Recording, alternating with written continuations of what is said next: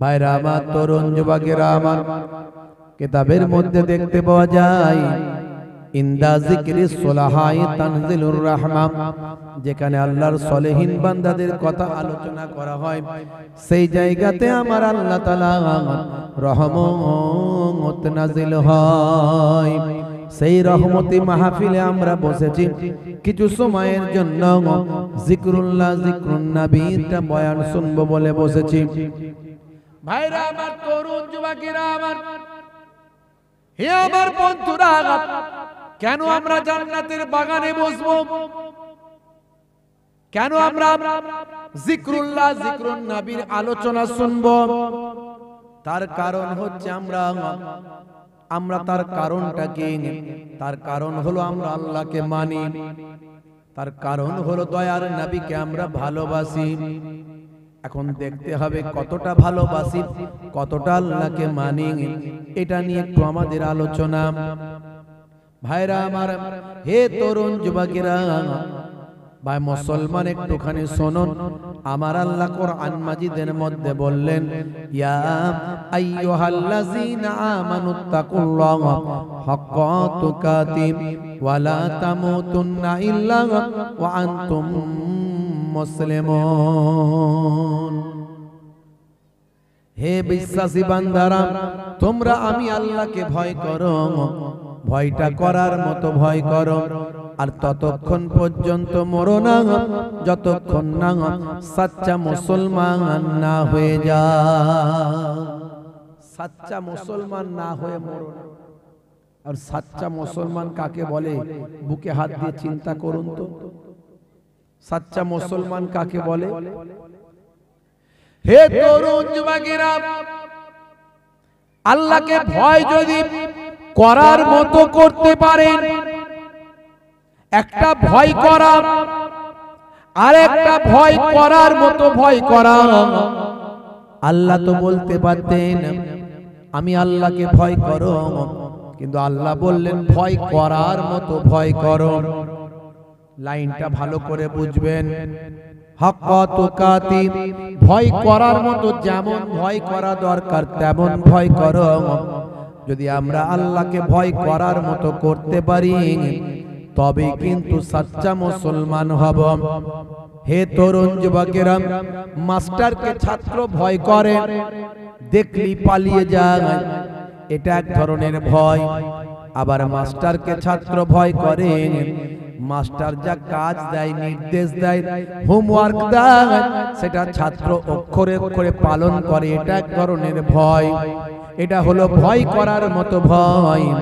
আল্লাহ বলছেন ভয় করার মতো ভয় করলে তবে তোমরা সাচ্চা মুসলমান হতে পারবে। আর যতক্ষণ পর্যন্ত সাচ্চা মুসলমান না হতে পারো, ততক্ষণ পর্যন্ত তোমরা মরো না। তোমার বুকে রাখো আল্লাহরই ভয়, আসবে না কোনো দিন কোনো পরাজয়, আসবে না কোনো দিন কোনো পরাজয়। বলুন না সুবহানাল্লাহ। জোরে হবে না সুবহানাল্লাহ। হারাম হালাল জেনে, সরল সত্য মেনে, নিষিদ্ধ সব ছেড়ে উঠুক জীবন বেড়ে যাবে তুমি জান্নাতে। যাওয়া ছিল স্বপ্ন তোমার, তোমার বুকে রাখো আল্লাহরই ভয়, আসবে না কোনো দিন কোনো পরাজয়, আসবে না কোনো দিন কোনো পরাজয়। ভয় করার মতো আল্লাহকে ভয় করতে হবে। আমরা যদি আল্লাহকে ভয় করার মতো ভয় করতে পারি, তাহলে আমরা নামাজ ছাড়তে পারবো না, আল্লাহর নির্দেশ অমান্য করতে পারবো না। কেন আল্লাহকে ভয় করার মতো ভয় করব? কেন আল্লাহর নির্দেশ মানব? তার কারণ হলো আল্লাহ রাব্বুল আলামিন আমাদেরকে সৃষ্টি করেছেন। জোরে বলুন সুবহানাল্লাহ। একবার যাবে, একবার যাবে, টুপিটা নিয়ে আসতে, ঠান্ডা টুপিটা। হে তরুণ যুবকেরা, হে আমার বন্ধুরা, শুনে রেখে দিন বাবা, কেন আল্লাহকে ভয় করবেন? কেন আল্লাহর নির্দেশ মানবেন? তার কারণ হলো আমার আল্লাহ মানুষ সৃষ্টি করেছেন, মানুষকে সুন্দর করে সৃষ্টি করেছেন। আমার আল্লাহ যেমন কোরআন মাজিদের মধ্যে বলছেন, লাকাদ খালাকনাল ইনসানা ফি আহসানি তাকবীর। জোরে হবে না? হে তরুণ যুবকেরা, আমার আল্লাহ বললেন আমি মানুষকে সর্বাপেক্ষা সুন্দর করে সৃষ্টি করেছি। হে তরুণ যুবকেরা, আমার আল্লাহ তাআলা কোরআন মাজিদে অন্য জায়গায় বললেন, হে দুনিয়ার মানুষ শুনে রেখে দাও, হে দুনিয়ার মানুষ জেনে রেখে দাও, ওয়া খালাকনাকুম আজওয়াজা, আমি তোমাদেরকে জোড়ায় জোড়ায় সৃষ্টি করেছি। হে তরুণ যুবকেরা, হে আমার বন্ধুরা, আমার আল্লাহ তাআলা বললেন তোমাদেরকে এক কাতরা নাপাক পানি থেকে, নুতফা থেকে তৈরি করেছি। এক কাতরা নাপাক পানি, নুতফা, শুক্রাণু আর ডিম্বাণুর মধ্যে দিয়ে আমি তোমাদের মাতৃগর্ভে এক কাতরা নাপাক পানি থেকে তৈরি করেছি। ওই এক কাতরা নাপাক পানিটা আবার সুম্মা কানা আলাকাতান ফাখালাকা ফাসাওয়া, ওই এক কাতরা নাপাক পানিটাকে আমি আল্লাহ জমাট বাঁধা রক্তপিণ্ডতে পরিণত করেছি। নির্দিষ্ট সময় পর ওই এক কাতরা নাপাক পানি রক্তপিণ্ডতে পরিণত হলো। ওই রক্তপিণ্ডটাকে আমি আল্লাহ তারপর আবার সেটাকে জমাট বাঁধা গোশতের টুকরোতে পরিণত করে দিলাম। জমাট বাঁধা গোশতের টুকরোটাকে আমি আল্লাহ কুদরতি ক্ষমতায় বড় করলাম। আমার আল্লাহ তাআলা ওই জমাট বাঁধা গোশতের টুকরোটাকে একটা সময় বড় পিণ্ডতে পরিণত করলেন। সেই গোশতের টুকরোটাকে নির্দিষ্ট সময় মাতৃগর্ভে আমার আল্লাহ কুদরতি ক্ষমতায় সেই গোশতের টুকরো থেকে পঞ্চ ইন্দ্রিয়, নাসিকা, কর্ণ, জিহ্বা, ত্বক দিলেন। একটা সুন্দর মানুষ সৃষ্টি করে দিলেন। হে তরুণ যুবকেরা, মানুষটা তখন জীবিত ছিল না, তার চলার ক্ষমতা নাই, নড়ার ক্ষমতা নাই, হাত নাড়ানোর ক্ষমতা নাই, কান দিয়ে শোনার ক্ষমতা নাই, চোখ দিয়ে দেখার তার কোনো ক্ষমতা নাই, তার মধ্যে আত্মা ছিল না। আল্লাহ বলেন আমি ফারিস্তাকে নির্দিষ্ট করলাম, যাও ফারিস্তা ওই মায়ের মাতৃগর্ভে গিয়ে সন্তানের ভিতরে আত্মা দান করে দাও।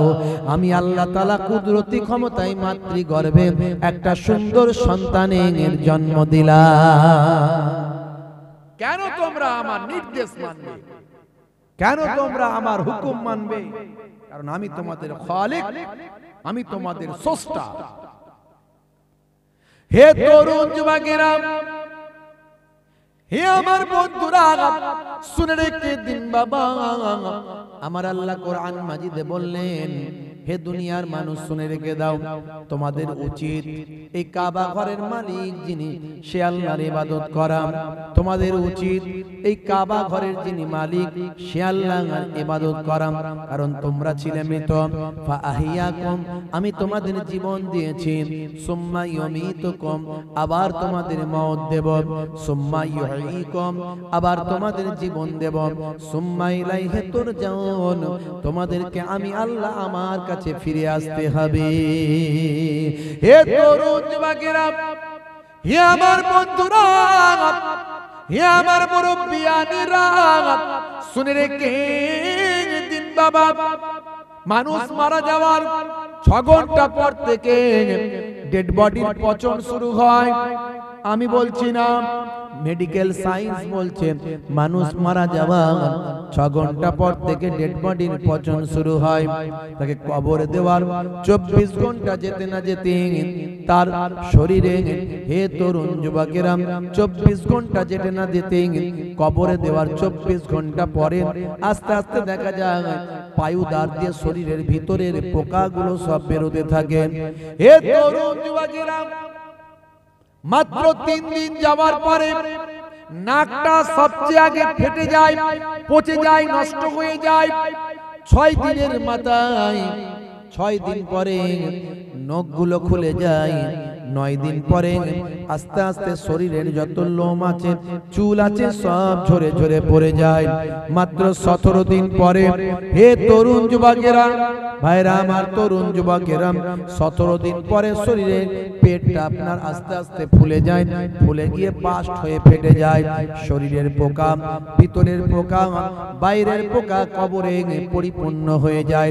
মাত্র 60 দিন পরে, 60 দিনের মধ্যে শরীরের সমস্ত গোস্তগুলো পোকা মাটিতে খেয়ে ফেলে। 90 ডেজের মধ্যে, হে তরুণ যুবকেরা, আপনার আমার জয়েন্ট গুলো, কঙ্কালের জয়েন্ট গুলো খুলে যায়। আস্তে আস্তে 1 বছরের মধ্যে হাড় হাড্ডি গুলো পর্যন্ত মাটি আর পোকা খেয়ে ফিনিশ করে দেয়। হে মুসলমান, হে তরুণ যুবকেরা, শুনে রেখে দেন, আপনার আমার পৃথিবীর জমিনে কোনো অস্তিত্ব নাই। কবরে দেওয়ার পরে আপনার আমার কোনো আর অস্তিত্ব থাকবে না। যদি আপনি আল্লাহ ওয়ালা হয়ে যান, নেককার পরেজগার হয়ে যান, খোদা ভীরু হয়ে যান, মিনান নবিয়িনা ওয়াস সিদ্দিকিনা ওয়াস শুহাদাই ওয়াস সালিহিনা ওয়া হাসুনা উলাইকা রাফিকা। এই 4 দল উত্তম বন্ধু আল্লাহ বলেছেন আমার নবীন, সিদ্দিকিন, শুহাদা, সালেহিন।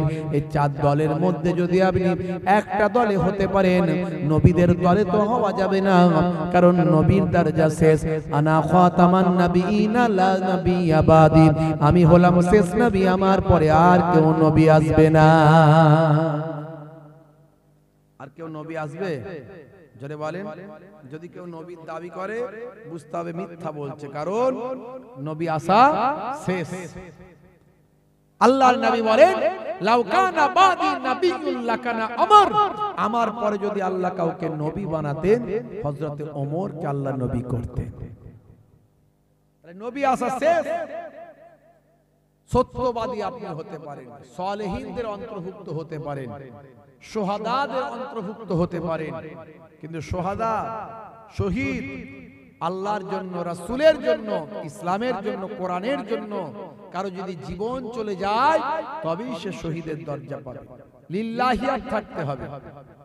দেখিয়ে দেব, এই করে দেব, ওই করে দেব না, লিল্লাহিয়াত, তবে সে শাহাদাতের দরজা পাবে। হে তরুণ যুবকেরা, হে আমার বন্ধুরা, শুনে রেখে দিন বাবা, জেনে রেখে দেন, হে মুসলমান, তাহলে আপনি যদি নেক বান্দা হয়ে যান, আপনার শরীর, আপনার জিসম মাটি খেতে পারবে না।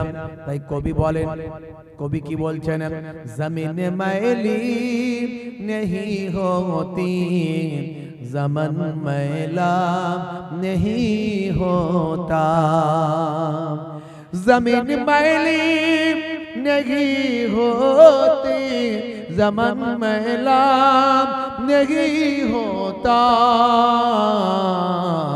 मोहम्मद के गुलामों का कफन मैला नहीं होता। জোরে হবে না ভাইরা আমার? তাহলে আপনি আল্লাহ ওয়ালা হতে হবে। আল্লাহ ওয়ালা হতে গেলে কি করতে হবে? দুটো কাজ করতে হবে। কি কাজ? একটা হলো ওয়ালা ইউশরিক বিল্লাহ, আল্লাহর সঙ্গে শিরক করা চলবে না। ঈমানকে মজবুত করতে হবে, ঈমানদার হতে হবে। 2 নাম্বার ওয়াবুদুল্লাহ, আল্লাহর ইবাদত করতে হবে। দুটো কাজ। সমস্ত নবীরা, সমস্ত পয়গম্বরেরা, সমস্ত রাসূলেরা, সমস্ত আউলিয়ায়ে কেরামেরা, সমস্ত আলেমে হাক্কানীরা দুটো ওয়াজ করেছে। দুটো ওয়াজ, ওয়াজ দুটো। ওয়াজ কটা? যারা বলেন ওয়াজ কটা? দুটো। একটা হলো ওয়ালা ইউশরিক বিল্লাহ, আল্লাহর সঙ্গে শিরক করবে না, শরীক করবে না, অংশী করবে না, অর্থাৎ ঈমানকে মজবুত করো, ঈমানকে মজবুত করো। একটা হলো ঈমান ওয়ালা হয়ে যাও, 2 নাম্বার হলো আমল ওয়ালা হয়ে যাও। বলুন না ইনশাআল্লাহ। কি আমরা পারবো না? বলুন ইনশাআল্লাহ। এখন ঈমান ওয়ালা বলতে কি বোঝে? ঈমান ওয়ালা কাকে বলে? খুব সংক্ষেপে বলছি, ধারাবাহিক, কারণ মাইকটা ডিস্টার্ব আছে, বুঝতে পারছেন। আমার ওয়াজ আপনারা হয়তো অনেকে শুনেছেন ইন্টারনেটের মাধ্যমে। এই মোবাইলে ইন্টারনেটে গিয়ে আমার নাম লিখলেই 20-25 হাজার বক্তব্য আছে, একটা দুটো নয়। আমি মাইকের সমস্যার ক্ষেত্রের জন্য আমি সেভাবে বলতেও পারছি না। গতকালকেও আপনারা জানেন এখানে প্রোগ্রাম ছিল আমার, ওই ডুমুরতলা, ওখানে হাজার হাজার মানুষ, কিন্তু ওখানেও মাইকের সমস্যা ছিল। তো যাই হোক, তো বেশি কথা বলা খুব মুশকিল হয়ে যায়। আমাদের তো বছরে 8 মাস জলসা করতে হয়, 8 মাস রেগুলার, বছরে 8 মাস। যে একদিন করলাম, এক সপ্তাহ রেস্ট, তা নয়। প্রত্যেক দিন কন্টিনিউ এক এক নাইটে 2-3টে করে প্রোগ্রামও করতে হয়। ওয়েস্ট বেঙ্গলে এত প্রোগ্রামের চাপ আমাদের যে আমরা অন্য কোথাও যাওয়ার খুব মুশকিল। তারপরেও ওখানে মাইনাস করে ডেট অন্য জায়গায় দিয়ে বুঝিয়ে 2-3টে ডেট এখানে দিয়েছিলাম। আলহামদুলিল্লাহ, আল্লাহ যেটুকু আনিয়েছেন বলাচ্ছেন, চেষ্টা করে যাচ্ছি। একটু মনোযোগ দিয়ে শুনবেন। কষ্ট হচ্ছে বুঝতে, অসুবিধা হচ্ছে না তো? আমার কথা কি বোঝা যাচ্ছে? আমি কিন্তু খুব বেশি চেঁচাতে পারছি না, কারণ এমনি গলাটা চেপে আছে, অসুবিধা হচ্ছে, তবু একটু বলার চেষ্টা করছি। হে তরুণ যুবকেরা, হে আমার বন্ধুরা, শুনে রেখে দিন বাবা, জেনে রেখে দেন। এবার আসুন সংক্ষেপে বলি, ঈমান বলতে কি? What do you mean by ঈমান? ঈমান বলতে কি জিনিস, আপনি ঈমান বলতে কি বোঝেন? সংক্ষেপে বলি, ঈমান মানে টাকা পয়সা নয়, সোনাদানা গয়নাগাটি, কোনো মূলধন কিছু নয়। ঈমান হলো বিশ্বাস। কি বিশ্বাস? আমানতু বিল্লাহি ওয়া মালাইকাতিহি ওয়া কুতুবিহি ওয়া রুসুলিহি ওয়াল ইয়াউমিল আখির ওয়াল কদরি খাইরিহি ওয়া শাররিহি মিনাল্লাহি তাআলা ওয়াল বাসি বাদাল মউত। আমি ঈমান এনেছি, বিশ্বাস করেছি আল্লাহর উপর। কেমন আল্লাহর উপর সেটা আমি আর বেশি বলবো না। আল্লাহর সমতুল্য সমকক্ষ, আল্লাহর মতো আর কাউকে ভাবা যাবে না, বলা যাবে না, পরিকল্পনা চিন্তাও করা যাবে না। হে তরুণ যুবকেরা, সংক্ষেপ করে বলি, সমস্ত ওয়া কুতুবিহি, সমস্ত আসমানি কিতাব। বলেন তো দেখি আসমানি কিতাব কতগুলো? ওয়াজটা বোঝার চেষ্টা করবেন বাপ।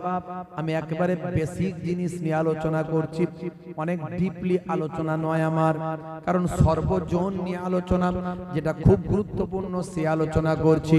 আচ্ছা বলুন তো, আসমানি কিতাব কতগুলো? আল্লাহ প্রদত্ত কিতাব কতগুলো বলুন? সবাই বলেন। সবাই 4টে বলছেন না? আমি বলবো 104। কটা? জোরে বলেন। 4 না 104? শুধু 4? সে কি, তাহলে আমি কি ভুল শিখেছি নাকি? 104 বড় কিতাব হলো 4টি, আর সহিফা ছোট কিতাব হলো আরো 100টি। আপনারা শুধু 4টে জানেন, আজ থেকে জানেন 104টে সহিফা ছিল, ছোট ছোট কিতাব। কোম্পানি যখন কোন প্রোডাক্ট মার্কেটে লঞ্চ করে, সঙ্গে একটা পুস্তিকা দেয়। ওই পুস্তিকাতে লেখা থাকে প্রোডাক্টটা কেমন ভাবে ব্যবহার করতে হয়। এসি কিনেছেন, পুস্তিকা পেয়েছেন।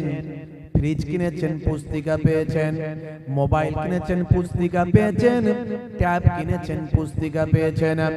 ভাই আমার, এসিটা সামার উইন্টারে, ভাই আমার কোন সিজনে কোন পয়েন্টে রাখবেন, কিভাবে এসিটা ব্যবহার করবেন, কিভাবে ফ্রিজটা ব্যবহার করবেন, কিভাবে মোবাইলটা ব্যবহার করবেন, পুস্তিকাতে লেখা থাকে।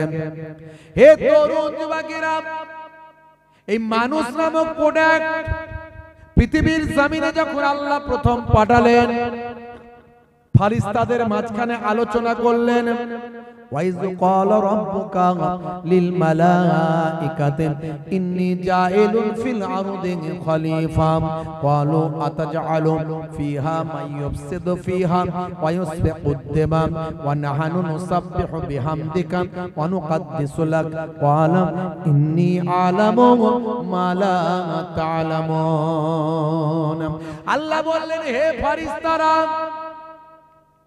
আমি পৃথিবীর বুকে আমার প্রতিনিধি পাঠাবো, রিপ্রেজেন্টেটিভ প্রতিনিধি পাঠাবো, মানুষ সৃষ্টি করব।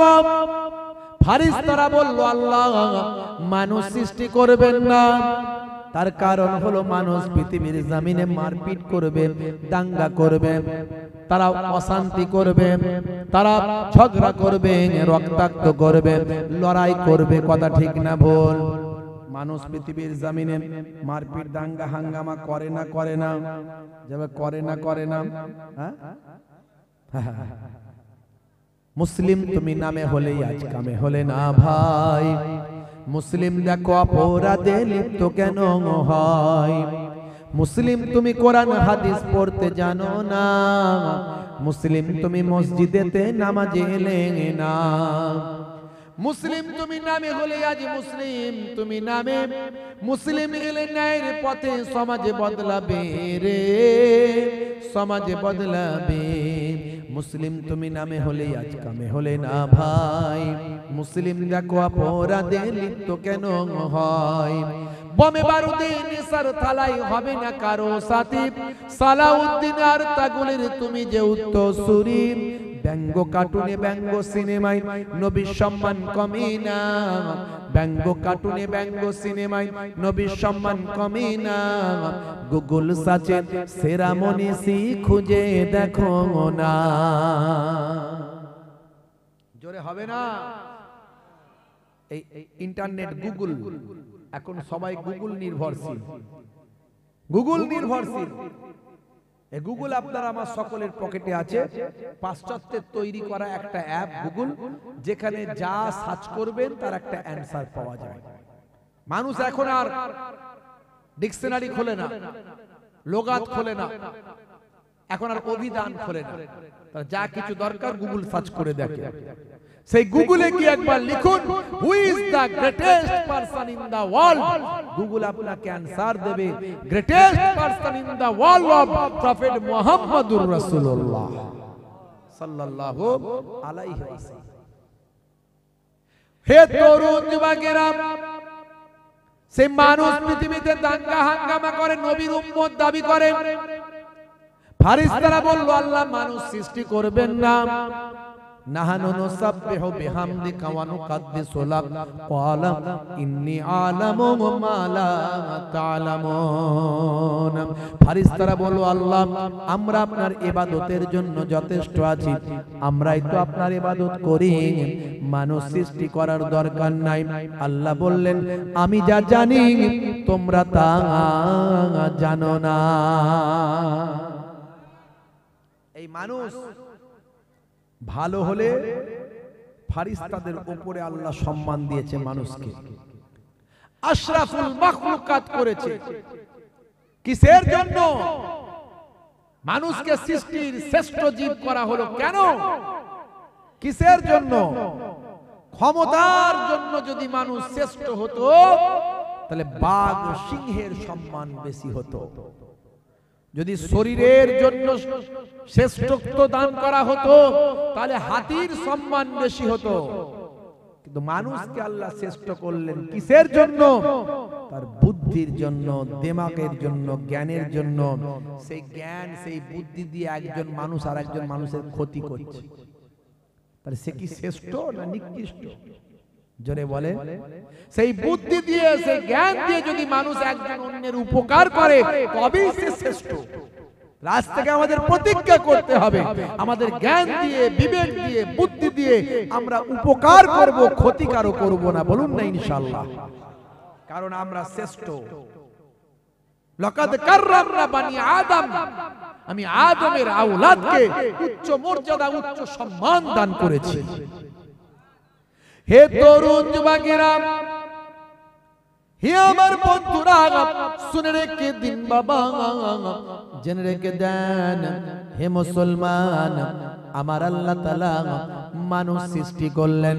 এই মানুষ সৃষ্টি করলেন বাবা ভাইরা আমার, তরুণ যুবকেরা, ফারিস্তারা বারণ করেছিলেন। আল্লাহ বললেন আমি যা জানি তোমরা তা জানো না। এই মানুষ যখন সৃষ্টি করা হলো, মানুষ সৃষ্টি করার পরে কোম্পানি যখন কোনো প্রোডাক্ট মার্কেটে লঞ্চ করে, সঙ্গে একটা পুস্তিকা দেয়। আমার আল্লাহ মানুষ নামক প্রোডাক্ট পৃথিবীতে পাঠালেন। হযরতে আদম নবীর আওলাদদের তৈরি করলেন, আদম নবীকে প্রতিনিধি বানালেন।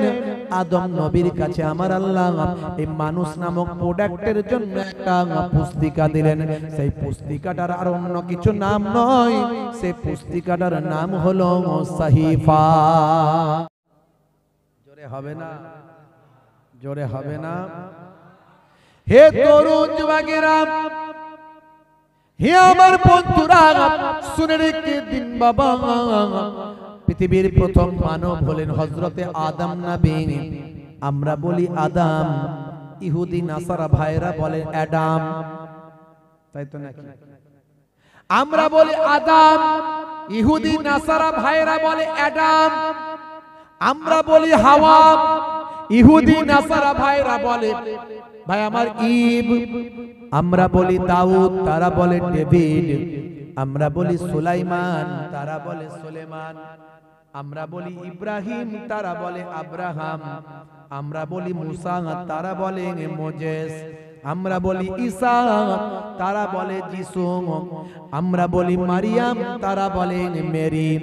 আমরা বলি ফেরাউন, তারা বলে ফারাও। যদিও ফেরাউন ফারাও এটা হলো উপাধি, যেমন রাজা, বাদশা, সুলতান। বাকি নামগুলো ব্যক্তি এক, নামগুলো আলাদা, কারণ স্থান, কাল, পাত্র, জায়গা বিশেষ। হে তরুণ যুবকেরা, হে আমার বন্ধুরা, হে আমার মুরব্বিয়ানেরা, শুনে রেখে দিন বাবা। আস্তে আস্তে সময় এলো, হযরতে ইব্রাহিম নবীর জামানায় মানুষ নামক প্রোডাক্টের জন্য আমার আল্লাহ পুস্তিকা দিলেন। পুস্তিকাটার নাম হলো সাহিফা। দেখতে দেখতে হযরতে নবী দাউদ নবীর জামানা এলো। দাউদ নবীর জামানায় মানুষ নামক প্রোডাক্ট কেমন ভাবে জীবন যাপন করবেন, কেমন ভাবে দিন চালাবেন, তার জন্য আমার আল্লাহ একটা পুস্তিকা দিলেন। পুস্তিকাটার নাম হলো তাওরাত। ভাই আমার, পুস্তিকাটার নাম হলো জাব্বুর শরীফ। জাব্বুর শরীফ। দেখতে দেখতে হযরতে মুসা নবীর জামানা এলো। মুসা নবীর জামানায় মানুষ নামক প্রোডাক্ট কেমন ভাবে জীবন যাপন করবেন, তার জন্য আমার আল্লাহ একটা পুস্তিকা দিলেন। পুস্তিকাটার নাম হলো তাওরাত শরীফ। দেখতে দেখতে হযরতে ঈসা রুহুল্লাহর জামানা এলো। ঈসা নবীর জামানায় মানুষ নামক প্রোডাক্ট কেমন ভাবে জীবন যাপন করবেন, কেমন ভাবে ব্যবহার হবে, তার জন্য প্রতিনিধি করে ঈসা নবীর কাছে আল্লাহ একটা পুস্তিকা দিলেন। পুস্তিকাটার নাম হলো ইনজিল শরীফ। দেখতে দেখতে আফটার, তারপরে আমার আপনার নবী আখেরি জামানার পয়গম্বরের সময় এলো। মানুষ নামক প্রোডাক্ট পৃথিবীর জমিনে আসতে থাকলো, কাল কিয়ামত পর্যন্ত আসতে থাকবে। তার জন্য আমার আপনার নবীর কাছে একটা প্রতিনিধি বানিয়ে পুস্তিকা আমার আল্লাহ দিলেন, কিতাব দিলেন। সেই কিতাবটার অন্য কোন কিতাব নয়, আমার আপনার নবীর কাছে যে কিতাবটা এসেছে সেই কিতাবের নাম হলো জোরে আল কোরআন মাজিদ, আল কোরআনুল কারীম। জোরে বলুন সুবহানাল্লাহ। যদি আগুন লেগে ধ্বংস হয়ে যায়, ধ্বংস হয়ে যায় পৃথিবীর সব বইয়ের দোকান, তবু বিশ্ব থেকে হারাবে না পবিত্র কোরআন। জোরে হবে না? কষ্ট হচ্ছে, শেষ করে দেব। জোরে বলেন, শেষ করে দেব। কারা কারা চান না হাত তুলে দেখান। আমি তো বলছি শেষ করে দেব, বলছেন না। আবার যখন বলছি কারা চান না হাত তোলেন, তখন আবার হাত তুলে দিচ্ছেন। কোনটা ঠিক আর কোনটা ভুল? ঝোঁকে ঝোঁকে উঠে যাচ্ছে। যদি আগুন লেগে ধ্বংস হয়ে যায় পৃথিবীর সব বইয়ের দোকান, তবু বিশ্ব থেকে হারাবে না পবিত্র কোরআন। করবে কেমন করে কোরআন ধ্বংস আগুনের তেজ, করবে কেমন করে কোরআন ধ্বংস আগুনের তেজ। আছে বিশ্বে ভরা অগণিত কোরআনে হাফিজ। তারা ছাপি আসমানি গ্রন্থ, তারা ছাপি আসমানি গ্রন্থ, বাঁচাবে ইসলামের সম্মান, তবু বিশ্ব থেকে হারাবে না পবিত্র কোরআন। জোরে হবে না? তার সে কোরআন আমাদের জন্য মানুষ নামক প্রোডাক্টের জন্য গাইডলাইন, কিভাবে ব্যবহার হব, কিভাবে চলবো, খাবো, শুবো, বসবো, কথা বলবো, কাজ করব, সব কোরআন মাজিদ আল্লাহ লিপিবদ্ধ করে দিয়েছে। আপনি বলবেন আগের কিতাবগুলো তো ছিল, আবার কোরআন মাজিদ নিয়ে আসার কি দরকার ছিল? অনেকের প্রশ্ন আসতে পারে। কারণ আগের কিতাবগুলো মুখস্থ করার সিস্টেম ছিল না, এই জন্য আগের যুগের পণ্ডিতেরা বিকৃত করেছে। তাওরাত, ইনজিল, জাবুর এগুলো সব আসমানি কিতাব। এই জন্য আল্লাহ বলছেন ওয়া কুতুবিহি, সমস্ত কিতাবগুলোকে বিশ্বাস করতে হবে। দেখুন আমরা কেমন মুসলমান, আমাদের ইসলামের কত ব্রডনেস, ব্যাপকতা, মহানুভবতা। আমরা কিন্তু সব আসমানি কিতাব, এটা ঈসা নবীর উপরে অবতীর্ণ কিতাব, এই কিতাব আমরা মানি না, এই কথা বললে আপনার ঈমান থাকবে না। এটা মুসা নবীর উপর অবতীর্ণ কিতাব, এই কিতাব আমরা মানি না বললে ঈমান থাকবে না। তাহলে বলবেন আপনারা কোরআন কেন মানেন? তার কারণ হচ্ছে ওই কিতাবগুলো মুখস্থ করার সিস্টেম ছিল না। তাই সেই জামানার পণ্ডিতেরা, অসাধু পণ্ডিত আছে না, সবের কি ভালো খারাপ ভালো আছে, শুধু মন্দ আছে তো নাকি? ভালো ব্যবসায়ী আছে, খারাপ ব্যবসায়ী আছে, ভালো ডাক্তার আছে, খারাপ ডাক্তার আছে। হ্যাঁ, ডাক্তারখানায় গেলি, আরে অপারেশন কেন, ওষুধেই কাজ হয়ে যাবে, গেলি বলবে অপারেশন করো, করলি তো টাকা ঢুকে যাবে অ্যাকাউন্টে। আগেই প্রথমে ট্রিটমেন্ট না করলে অপারেশন করো। খারাপ ডাক্তার, ভালো ডাক্তার আছে, সে দেখছে অপারেশন করতে হবে, কিন্তু তারপরেও ভাবছে যদি ওষুধে ক্লিয়ার হয় লোকটা বেঁচে যাবে, শরীরে ছুরিটাও লাগলো না, পয়সাটাও খরচা হলো না, দেখি ট্রাই করে ওষুধে কাজ হয় কিনা। এটা ভালো ডাক্তার। তাহলে ভালো মন্দ সব জায়গায় আছে। কিছু অসাধু পণ্ডিত তারা কোরআন, তা তৎকালীন যুগের কিতাবগুলোকে বিকৃত করেছিল, বিকৃত করে দিয়েছিল। হে তরুণ যুবকেরা, আমার আল্লাহ কোরআন মাজিদ অবতীর্ণ করলেন। দীর্ঘ 23টা বছর ধরে 6666টা আয়াত আপনার আমার নবীর উপর অবতীর্ণ হলো। কোরআন মাজিদ অবতীর্ণ করে আমার আপনার নবীকে অর্ডার করলেন, হে নবী কোরআন মাজিদ মুখস্থ করে নেওয়ার জন্য। নবী আমার মুখস্থ করলেন, সাহাবায়ে কেরামদের মুখস্থ করতে বললেন, যাতে করে কাল কিয়ামত পর্যন্ত কোরআন মাজিদ কেউ বিকৃত না করতে পারে। হে তরুণ যুবকেরা, কোরআন মাজিদ এমন একটা কিতাব, আগের আসমানি কিতাবগুলোতে যা কিছু ছিল সে আল্লাহর বাণী, সেগুলো সব কোরআন মাজিদে ঢুকিয়ে দেওয়া হলো। বরং আরো লেটেস্ট এবং গ্রেটেস্ট ভার্সন হিসাবে কোরআন মাজিদের ব্যাপকতা তৈরি করা হলো, আরো কিছু সংযোজন করে দেওয়া হলো। পূর্বের আসমানি কিতাবে যা ছিল সেগুলো ঢুকিয়ে দেওয়া হলো, দিয়ে মুখস্থ করার অনুমতি দেওয়া হলো, কাল কিয়ামত পর্যন্ত যাতে কোরআন মাজিদকে কেউ বিকৃত করতে না পারে। নাহনু নাযালনা যিকরা ওয়া ইন্না লাহু লাহাফিজুন। আল্লাহ বলেন এই কোরআন মাজিদ আমি আল্লাহ নাযিল করেছি, আর এর হেফাজতের দায়িত্বটাও আমি আল্লাহ গ্রহণ করেছি। ভাইরা আমার, তরুণ যুবকেরা আমার, মুরব্বিয়ানেরা আমার, তাহলে সমস্ত আসমানি কিতাবগুলোকে আমাদের বিশ্বাস করতে হবে, মানতে হবে, কিন্তু আমল করব কোরআন মাজিদকে।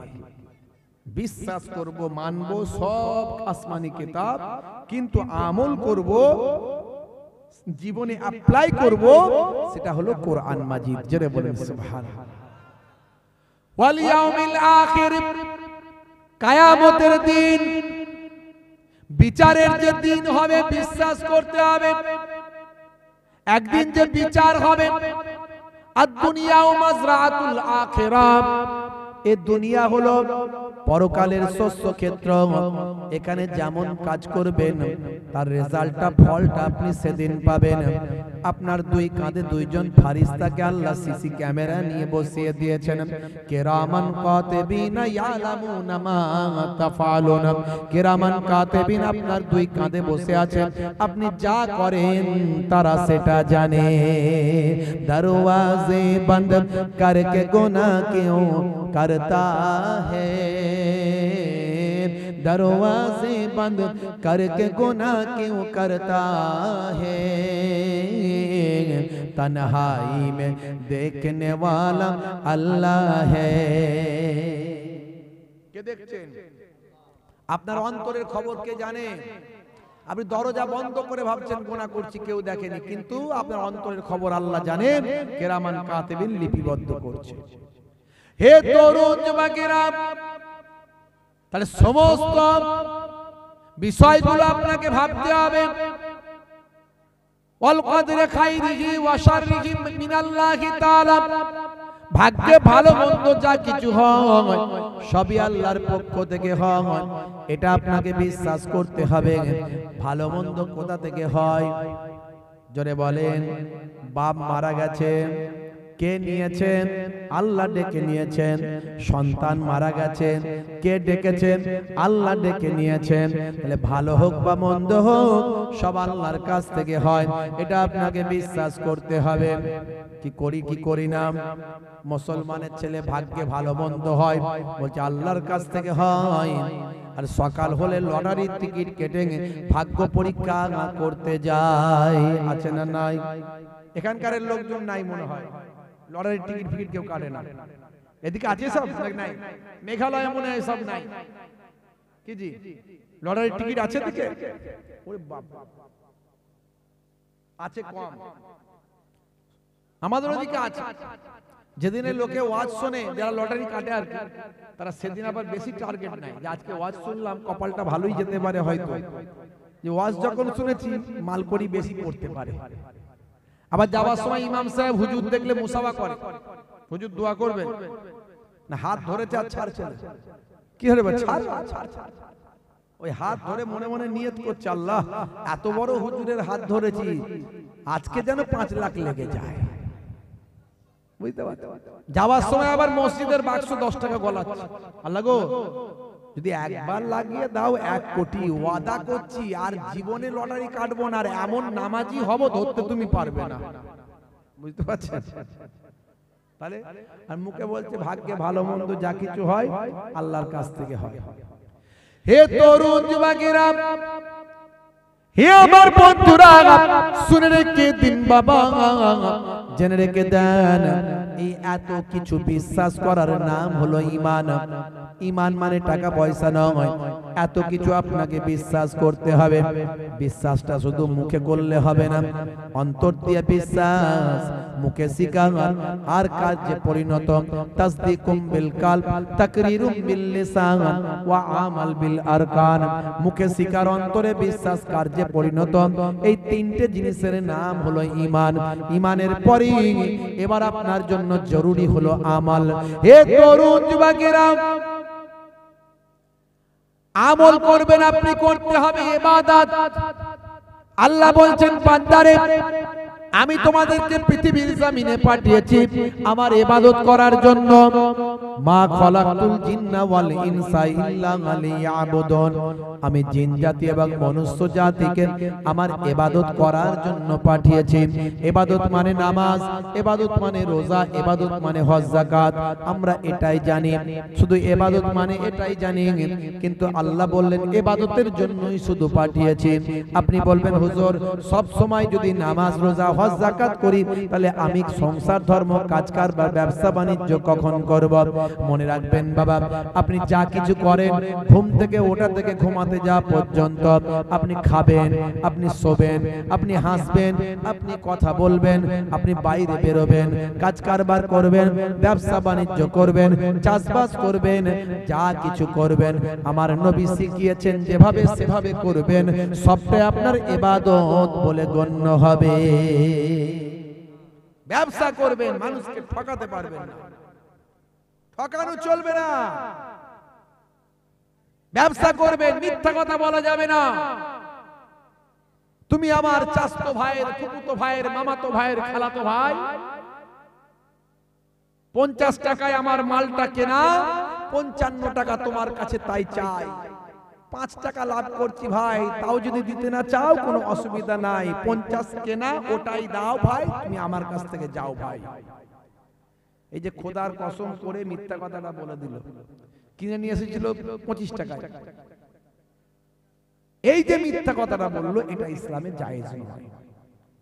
আপনি 25 টাকার মালটাকে 500 টাকায় বিক্রি করতে পারেন, তাও ইসলামে গুনাহ নাই, কিন্তু মিথ্যা কথা বলা চলবে না। আপনি বলবেন আমার এটা 500 টাকা দাম আছে, তার পোষালে সে যদি মনে করে নেবে নেবে, না নেবে চলে যাবে। কিন্তু ইসলামের নির্দেশ হলো মানুষকে না ঠকিয়ে তুমি লাভ কম করো, সেল বেশি করো, এটা বেশি ইসলাম পছন্দ করে। লাভ কম, সেল বেশি। তাহলে মিথ্যায় কোনো রকম ভেজাল দিতে পারবেন না, ব্যবসায় কোনো রকম ভেজাল দিতে পারবেন না, মিথ্যার আশ্রয় নিতে পারবেন না। আল্লাহর নবী বলছেন মিফতাহু দাওলাতে ফাহুয়া তিজারা। কি চাকরি করবে, কি এই করবে, ওই করবে, সেই করবে, ব্যবসার থেকে বড় কিছু আর নাই। ব্যবসা হলো আসল ধনের চাবিকাঠি। সঠিক ব্যবসা যদি কেউ করতে পারে, সে অনেক ধনী সম্পত্তির মালিক হতে পারে। হে তরুণ যুবকেরা, হে আমার বন্ধুরা, তাহলে নবিয়ানার তরিকায় আপনি ব্যবসা করবেন, আল্লাহর নবীর তরিকায় ব্যবসা করবেন, ইবাদতের সুন্নতের সওয়াব পাবেন।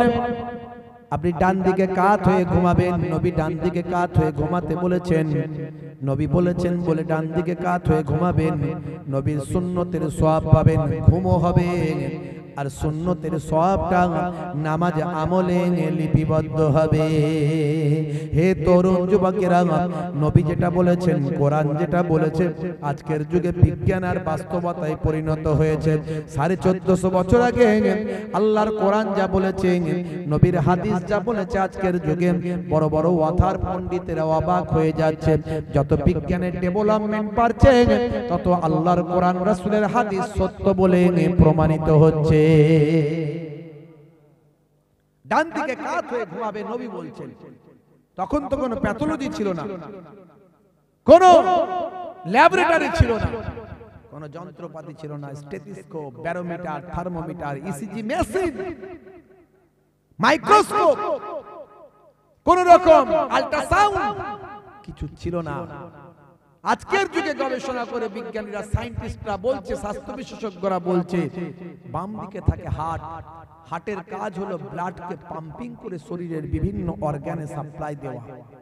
যদি কেউ বাম দিকে কাত হয়ে ঘুমায়, তার শরীরের পুরো ওয়েটটা হার্টের উপর পড়তে পারে, হতে পারে মেবি হার্ট যেভাবে পাম্পিং করছে সেটা ব্লক হতে পারে, এতে ব্লাড সার্কুলেশনে সমস্যা হতে পারে। তো নবী যে শিক্ষা দিয়েছেন এটা খুব ভালো, নবী যেটা বলেছেন ঠিক বলেছেন। আমাদের ডান দিকে কাত হয়ে ঘুমানো উচিত।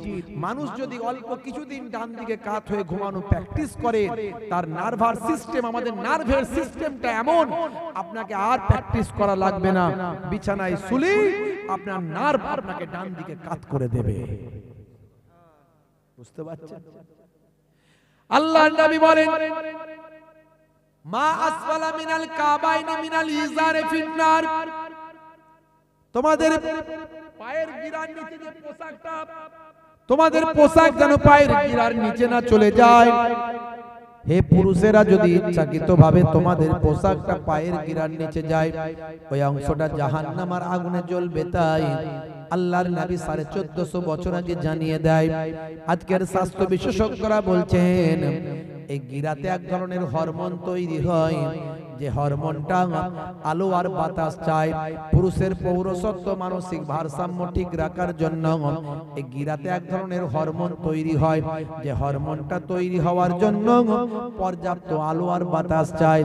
1450 বছর আগে আল্লাহর নবী বলেছেন, পায়ের গিরার নিচে যেন পুরুষদের পোশাক না যায়। জোরে হবে না? আমার কথা কি বোঝা যাচ্ছে? বন্ধুরা আমার, তরুণ যুবকেরা আমার, হে আমার মুরব্বিয়ানেরা, শুনে রেখে দিন বাবা, জেনে রেখে দেন। হে মুসলমান, আমার আল্লাহ তাআলা কোরআন মাজিদের মধ্যে বলছেন, সূরার নাম সূরা নাবা, আয়াত নাম্বার হলো 10, আয়াত নাম্বার হলো 8। আমার আল্লাহ বলছেন, ওয়া খালাকনাকুম আজওয়াজা ওয়া জাআলনা নাওমাকুম সুবাতা ওয়া জাআলনাল লাইলা লিবাসা ওয়া জাআলনান নাহারা মাআশা। হে তরুণ যুবকেরা, সূরার নাম সূরা নাবা, আয়াত নাম্বার হলো 10। আমার আল্লাহ বলছেন, হে তরুণ যুবকেরা, ওয়া জাআলনাল লাইলা লিবাসা, আমি মানুষকে, আমি রাতকে হে তোমাদের জন্য পোশাক বানিয়েছি। রাতকে আমি তোমাদের জন্য পোশাক বানিয়েছি, দিনকে আমি তোমাদের জন্য রুজি রুটি, ইনকামের রুজি রুটির জন্য তৈরি করেছি। তোমাদেরকে জোড়ায় জোড়ায় আমি সৃষ্টি করেছি, তোমাদের জন্য নিদ্রাকে আরামের বানিয়ে দিয়েছি। ঘুমকে, নিদ্রাকে তোমাদের জন্য আরামের করেছি, বিশ্রামের করেছি। রাতের বেলা রাতকে তোমাদের জন্য পোশাক বানিয়েছি, মানে রাতটাকে তুমি পোশাক বানিয়ে নাও। পোশাক যেমন শরীরের সঙ্গে লেগে থাকে, রাতটাকে শরীরের সঙ্গে লেগিয়ে রাখো, লেগে থাকো, রাতটাকে শরীরের সঙ্গে লাগিয়ে রাখো। তার মানে তুমি অন্ধকারের ভিতরে থাকো, এটা আল্লাহর কোরআনের অর্ডার। রাতের বেলা আল্লাহর কোরআনের অর্ডার হলো রাতের বেলা অন্ধকারের ভিতরে থাকো। আরো সুন্দর করে আল্লাহর নবী বুখারী শরীফের হাদিসের মধ্যে এসেছে, নবী আরো ক্লিয়ারলি ভাবে স্পষ্ট ভাবে জানিয়ে দিয়েছেন। এই জন্য কোরআনের ব্যাখ্যা হলো হাদিস। কোরআন আল্লাহর কথা, যা জিবরাইল ফারিস্তার মাধ্যমে এসেছে, আর হাদিস হলো ডাইরেক্ট আল্লাহর কথা, আল্লাহর নবীর অন্তরের ভিতর চলে এসেছে। মা ইয়ানতিকু আনিল হাওয়া ইন হুয়া ইল্লা ওয়াহিয়ুন ইউহা, আমার নবী নিজের ইচ্ছায় কোনো কথা বলেন না যতক্ষণ না আমি আল্লাহ ওহী দিয়ে না জানিয়ে দিই। জোরে হবে না? সহিহ হাদিসের মধ্যে একেবারে 5624 নম্বর হাদিস, সহিহুল বুখারী, হযরতে আন জাবির আন্না রাসূলুল্লাহ সাল্লাল্লাহু আলাইহি ওয়াসাল্লাম ক্বালা আতফিউল মাসাবিহা ইযা রাকাতুম, আল্লাহর নবী বলেন, যখন তোমরা ঘুমাতে যাবে তখন তোমরা রাতের আলোটা বন্ধ করে দেবে। জোরে হবে না? তাহলে রাতের বেলা ঘুমাবেন আলো বন্ধ করে, আলো জ্বালিয়ে না বন্ধ করে? জোরে বলেন। কিন্তু এখনকার ছেলেরা আলো বন্ধ করে ঘুমালে বলে লাল নীল স্বপ্ন দেখে। কথা ঠিক না? বলে হুজুর বিরাট বড় দৈত্য আসছে গলা টিপতে, ভয়েতে লাইট জ্বালিয়ে দিয়ে ঘুমায়। আমি বলি পেচ্ছাপ করে পানি নাও না, নামাজ পড়ো না, তোমাকে ভূত ধরবে না, জিন ধরবে না, কি ধরবে? ও তো ধরবেই তোমাকে। মুসলমানের ছেলে পেচ্ছাপ করে পবিত্র হয় না। হে মুসলমান, হারাবেন না ঈমান, হয়ে যাবেন না বাবা বেঈমান। হাতে পড়েছে বালা, কানে লাগিয়েছে দুল, মাথার পেছনে লম্বা ছোচালো চুল, বলছে তোরা যা করছিস সব বেটা ভুল। মুসলমানের ছেলে নাম রেখেছে ডায়মন্ড, হাতে ধরেছে স্মার্টফোন, কানে লাগিয়েছে হেডফোন, গান শুনছে পাগল মন। ফারিস্তা বলবে শোন, কবরে গেলে বুঝবি তখন। মুসলমানের ছেলে স্কিন টাইট গেঞ্জি, স্কিন টাইট প্যান্ট, জিন্সের প্যান্ট আবার 3 জায়গায় ছেঁড়া। কিরে ভাই? বলে শাহরুখ খানের চাচতো ভাই, সলমান খানের ফুফুতো ভাই, তাই জিন্সের প্যান্ট ছেঁড়া পরে ঘুরছে। তাই ভাইরা আমার, হে তরুণ যুবকেরা, সেটা ঠিক আছে, যাও হোক, জিন্সের প্যান্ট ছেঁড়া পরে ঘোরে।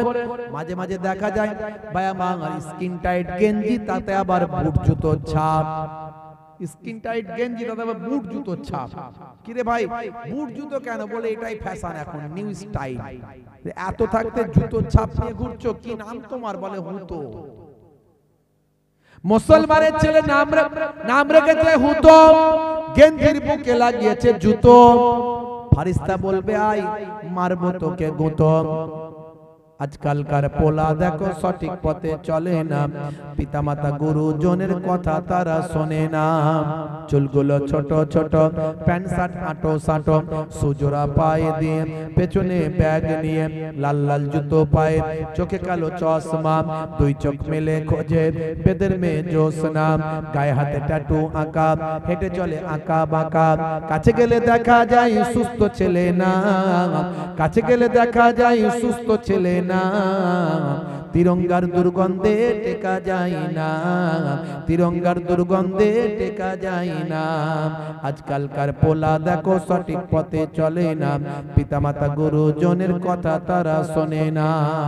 যেখানটা বসবে সেখানটা চষে দিয়ে বেরিয়ে যাবে পুচ পুচ পুচ পুচ। ভালো চলছে ধান্দা, খাচ্ছে রজনীগন্ধা, কারবারে অশান্তি, চালাচ্ছে শান্তি। মনটা করবে কমল, খাচ্ছে ওরা বিমল। মুসলমানের ছেলে হাই রে হাই, রাগ করবেন না ভাই। এত তিরঙ্গা, গুটকা, গোয়া, আর কি বলে রজনীগন্ধা, বিভিন্ন এই সমস্ত ভাই আমার, এই সমস্ত নেশাদার যে সমস্ত প্রোডাক্ট গুলো খায়, এতে তাদের শরীরের অনেক ক্ষতি হয়, এটা তারা বোঝে নাই। 1450 বছর আগে আল্লাহর নবী বলেছেন, কুল্লু মুস্কিরিন হারাম, প্রত্যেক নেশা হলো হারাম। নেশা ইসলামে হারাম করা হয়েছে, কিন্তু মুসলমানের ছেলে আজকে নেশাখোর, পাত্তাখোর, গাঁজাখোর, মদখোর, তারিখোর হয়েছে না হয়নি? আপনাদের ছেলেরা খুব ভালো, মেঘালয়ের মানুষ তো মেঘের আলয়ে থাকে, এরা ভালো। এখানকার ছেলেরা ওসব করে না। মুসলমানের ছেলে আমাদের ওইদিকে মিলাদুন নবীতে যায়, ঈদের দিনে ফাঁস কাতারে দাঁড়ায়, ইমাম সাহেব দেখলে ছুটে গিয়ে মুসাফাটা করে নেয়। মা বলেছে 1 মাস রোজা রেখেছি, অসুবিধা নাই। ঈদের দিনে সেমই লাচ্চা খায়। সন্ধ্যার পরে 3-4 বন্ধু মিলে এক কাছে হয়ে, লালটু পল্টু ঝন্টু মন্টুরা সব হ্যালো হ্যালো করে সব এক কাছে হয়ে যায়। হয়ে গিয়ে বলে, ভাই 1 মাস রোজা রেখেছি, অসুবিধা নাই।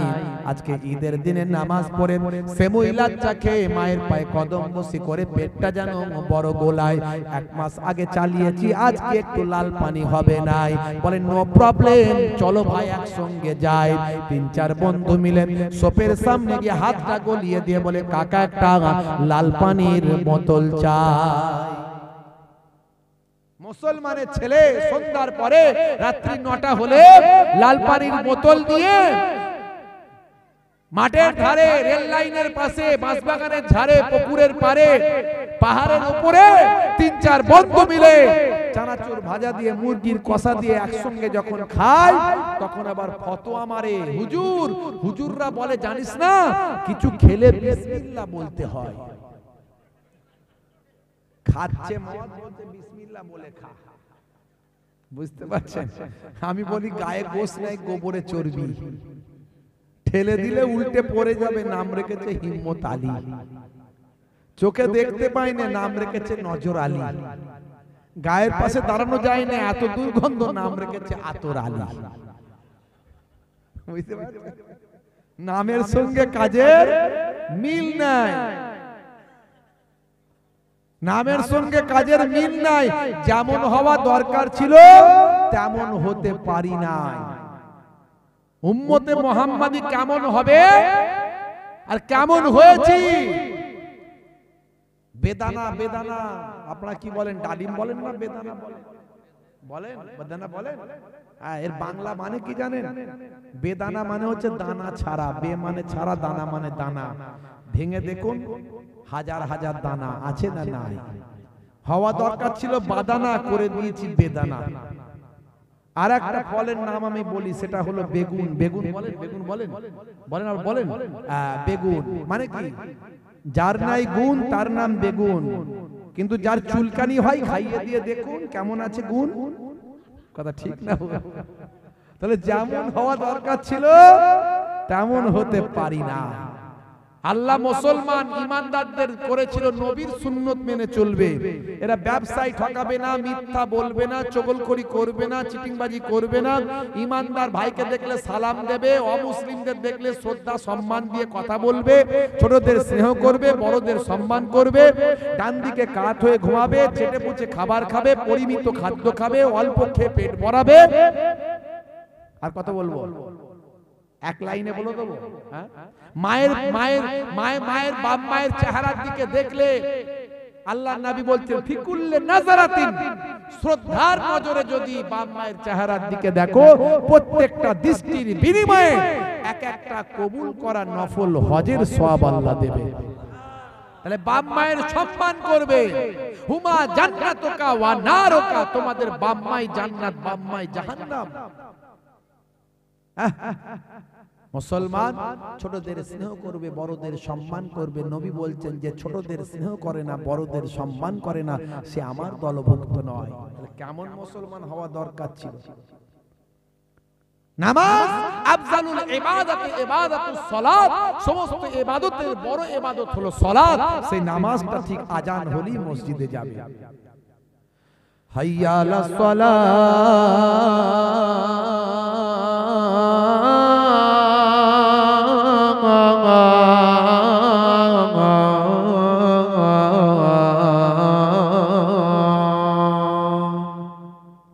মানে কি?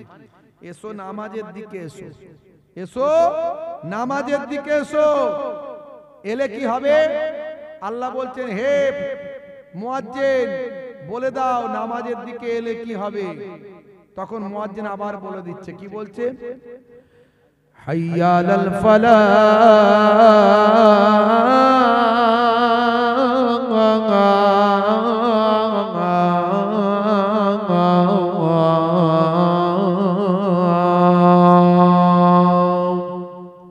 নামাজে এলে আমি আল্লাহ তোমাকে কামিয়াবি দান করে দেব। তুমি চাকরি পেতে চাও, চায়ের দোকানে বলে বেড়ালে আল্লাহ আমাকে চাকরি দিচ্ছে না বললে কাজ হবে না। উকিলের সঙ্গে কথা বলতে গেলে উকিলের দপ্তরে যেতে হবে, চেম্বারে যেতে হবে।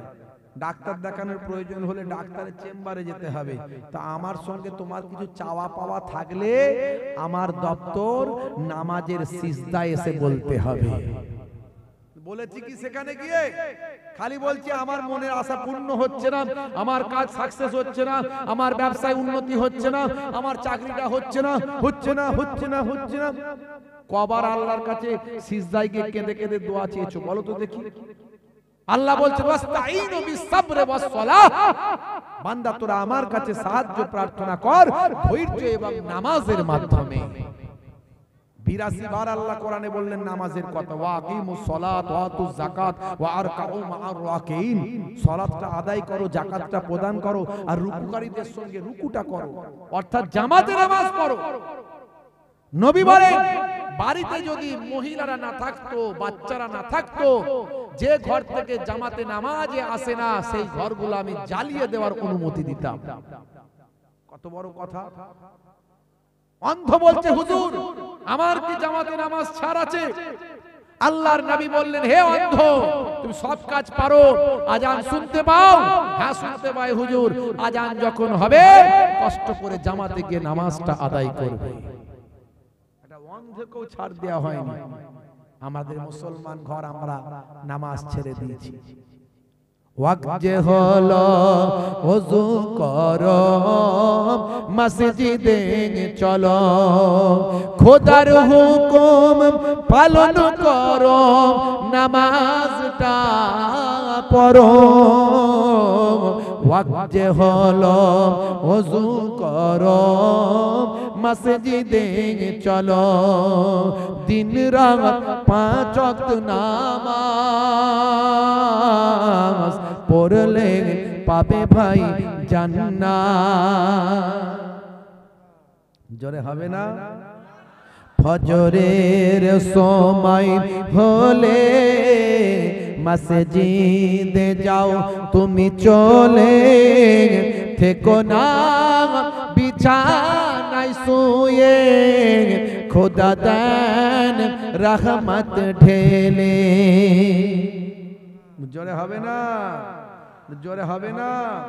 মাগরিবের ওয়াক্ত আসিলে মসজিদে যাও তুমি চলে, কবরের আযাব থেকে মুক্তি প্রভু দেবে।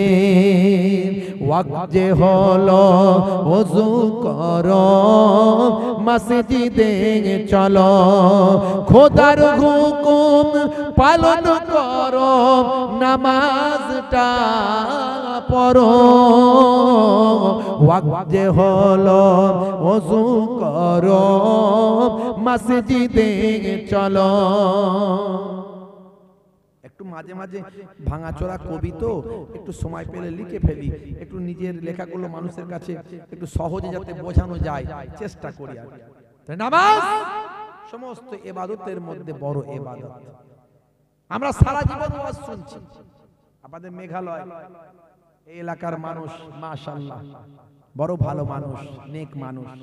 কি আমরা সারা জীবন ওয়াজ শুনছি, কিন্তু তারপরেও আমরা নামাজি হতে পারছি না। কেন? কেন? কেমন ওয়াজ শুনছি, কেমন আলেম ওলামাদের সোহবতে থেকে কেমন বুঝছি, কেমন মিশছি। হ্যাঁ, সেই গ্রামে একজন ব্যক্তির ঘরে চুরি হয়েছে, চুরি। তখন সে চিন্তা করছে থানায় একটু ফোন করি। থানায় ফোন করছে, হ্যালো, গ্রামের মানুষ তো, গ্রামের মানুষ, যে হ্যালো। তখন ওই পার থেকে অফিসার ফোন ধরেছে, ধরে বলছে ইয়েস। তখন এ তো ঘাবড়ে গেছে, ইংরেজিতে কথা বলছে। ওই বাবা, ইংরেজিতে কথা বলছে, তো আমাকে ইংরেজিতে বলতে হবে। এ আবার ইংরেজিতে শুরু করেছে, বলছে কাটিং দা বাঁশের বেড়া, ওপেন দা ডোর, সব লইয়া গেছে চোর। বুঝতে পারছেন? তখন ওই পার থেকে অফিসার চিন্তা করতে মারাত্মক ইংরেজি, বিদেশি ইংরেজি চালাচ্ছে।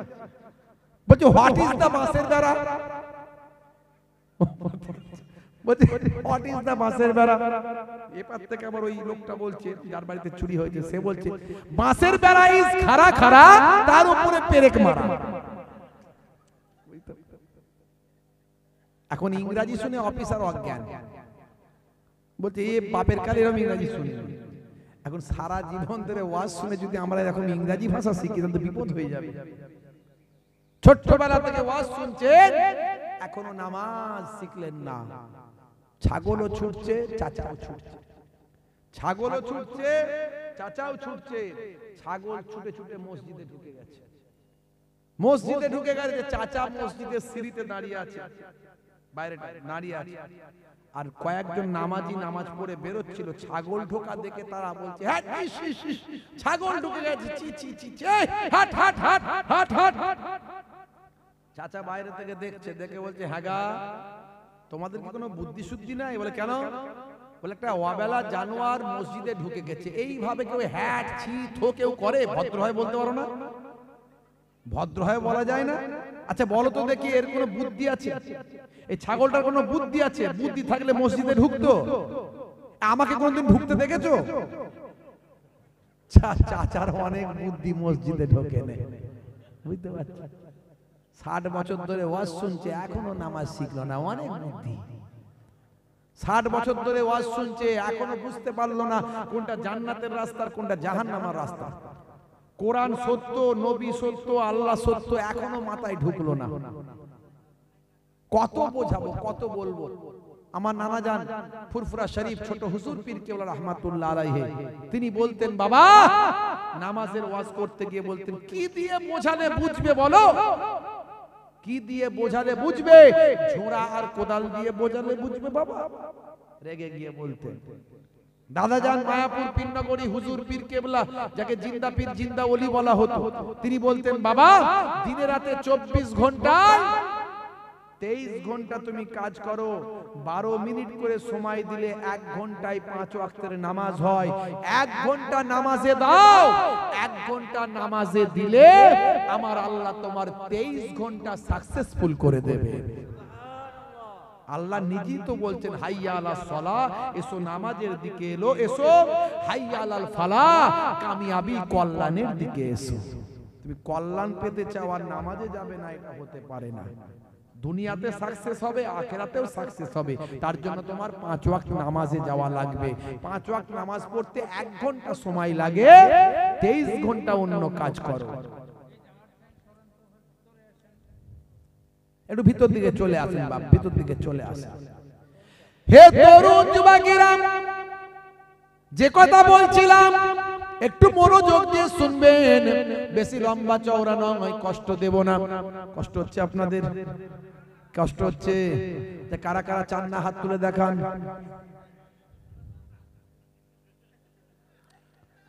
সত্যি চান? কি চান তো সত্যি? হ্যাঁ, জোরে তাকবীর দেন তো দেখি, নারে তাকবীর। আচ্ছা, ইসলামের গাড়ি এরকম চললে গাড়ি যাবে তো? এমনি তো অবস্থা খুব খারাপ, দেওয়ালে পিঠ ঠেকে গেছে। হ্যাঁ, দেওয়ালে পিঠ ঠেকে গেছে, বডি এমনি অবস্থা খারাপ, তার উপরে যা অবস্থা।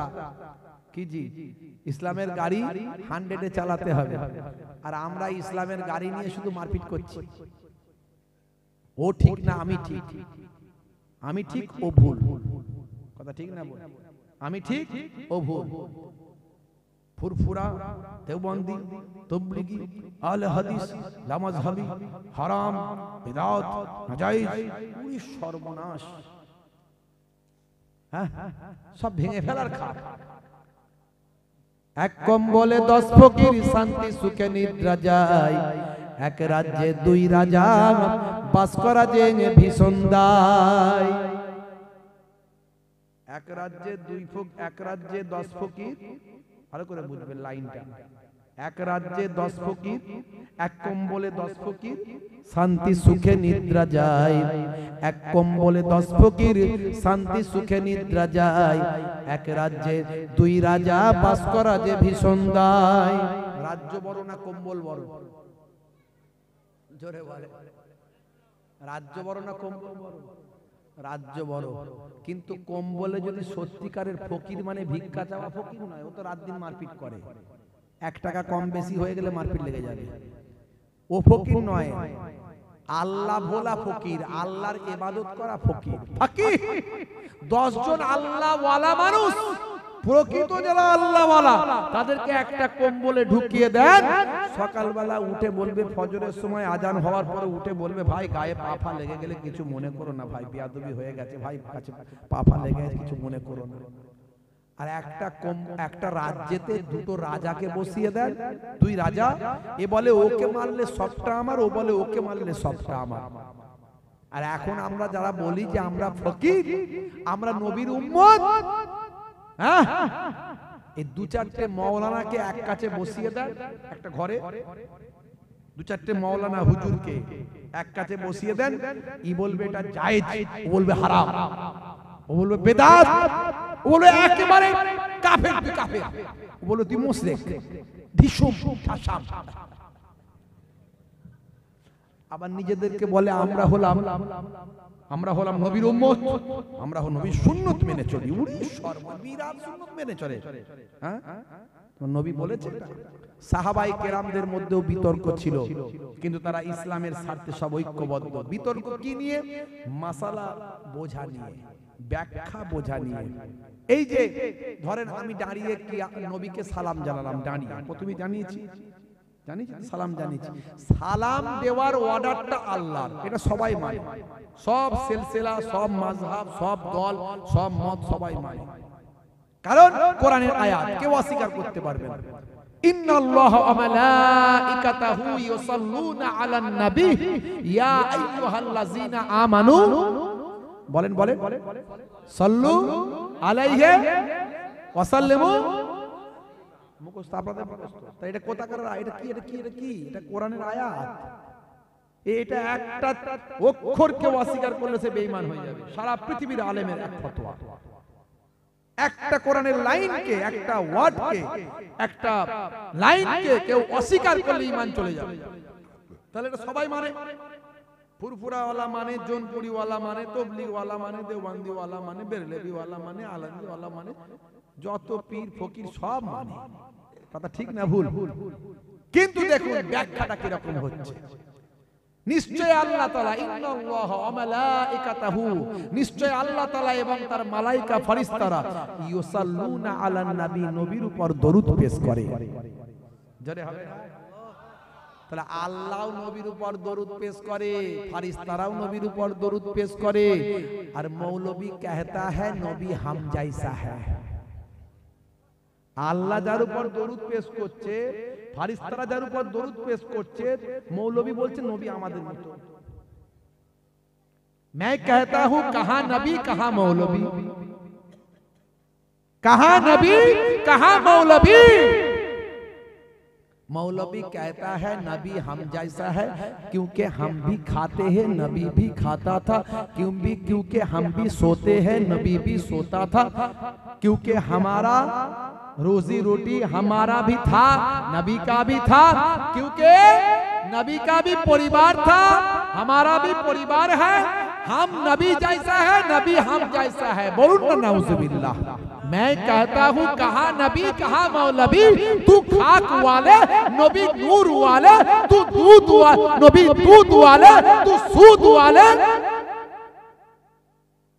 नबी नूर वाले तू खाक वाले नबी दूध वाले तू सूद वाले नबी अगर गंदा पानी में थूके तो पानी मीठा हो जाता है तू अगर मीठा पानी में थूके तो पानी गंदा हो जाता है तू अगर अपना दोस्त से मिलने जाए तो वो मुलाकात है नबी अगर अपना महबूब से मिलने जाए तो वो मेराज है कहां नबी कहां मौलवी मौलवी कहता है अना बसरुम मिस्लुकुम कुरान में आयत है अना बसरुम मिस्लुकुम मैं तुम लोगों जैसा बसर हूं हे नबी बोले दिन আমি তোমাদের মতো মানুষ কিন্তু তার পরের লাইনটা ইউহা ইলাইয়া আমার উপর ওহী নাজিল হয় ওহী নাজিল হওয়া মানুষ আর সাধারণ মানুষ এক নয় এটা আল্লাহ বোঝানোর জন্য বলেছে ব্যাখ্যা দেখতে হবে আল্লাহ বলেছেন এই জন্যই কি জন্য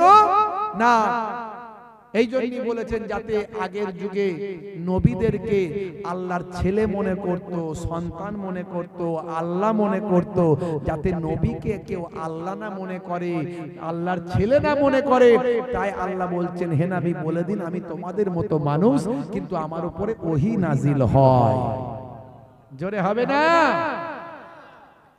ব্যাখ্যা ভুল করলে হবে না বাবা মুজাদ্দিদুজ জামান দাদা হুজুর পীর কেবলা সব ব্যাখ্যা দিয়ে চলে গেছে সব ব্যাখ্যা দিয়ে চলে গেছে নতুন করে একটা ব্যাখ্যা নেওয়ার দরকার নাই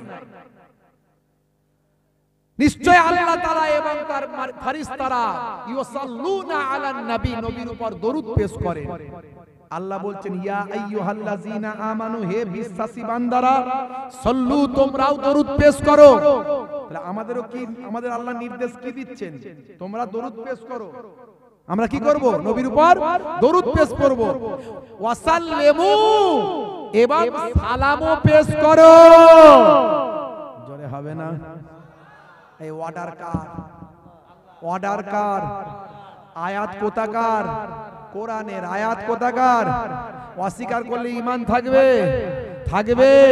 তাহলে আল্লাহ বলছেন তোমরা নবীর উপর দরুদ পেশ করো এবং সালামও পেশ করো অও আছে অও মানে এবং হ্যাঁ ওয়াসাল্লিমু এবং সালামও পেশ করো সালামটা কেমন ভাবে পেশ করবে আল্লাহ বলছেন তাসলিমা মানে কি সম্মানের সঙ্গে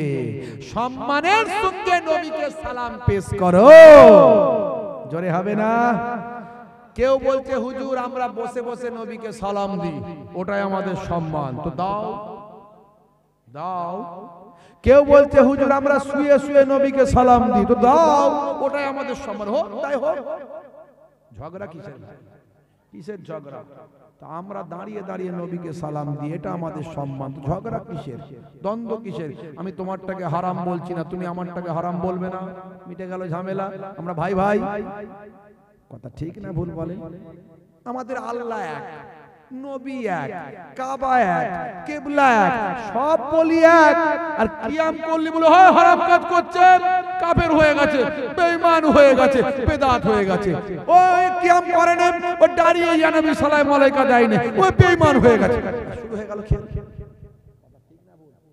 সব কটা দ্বন্দ্ব এরা সব কটা গন্ডগোল যত আছে এরকম। আর বেশিরভাগ মৌলবীগুলো নিজেদের দল ঠিক করার জন্য এগুলো বলে বেশি। সাধারণ ইয়ং ছেলেদের বুঝতে হবে বাপ, বেশিরভাগ মৌলবীগুলো দল ঠিক করার জন্য এরকম করে।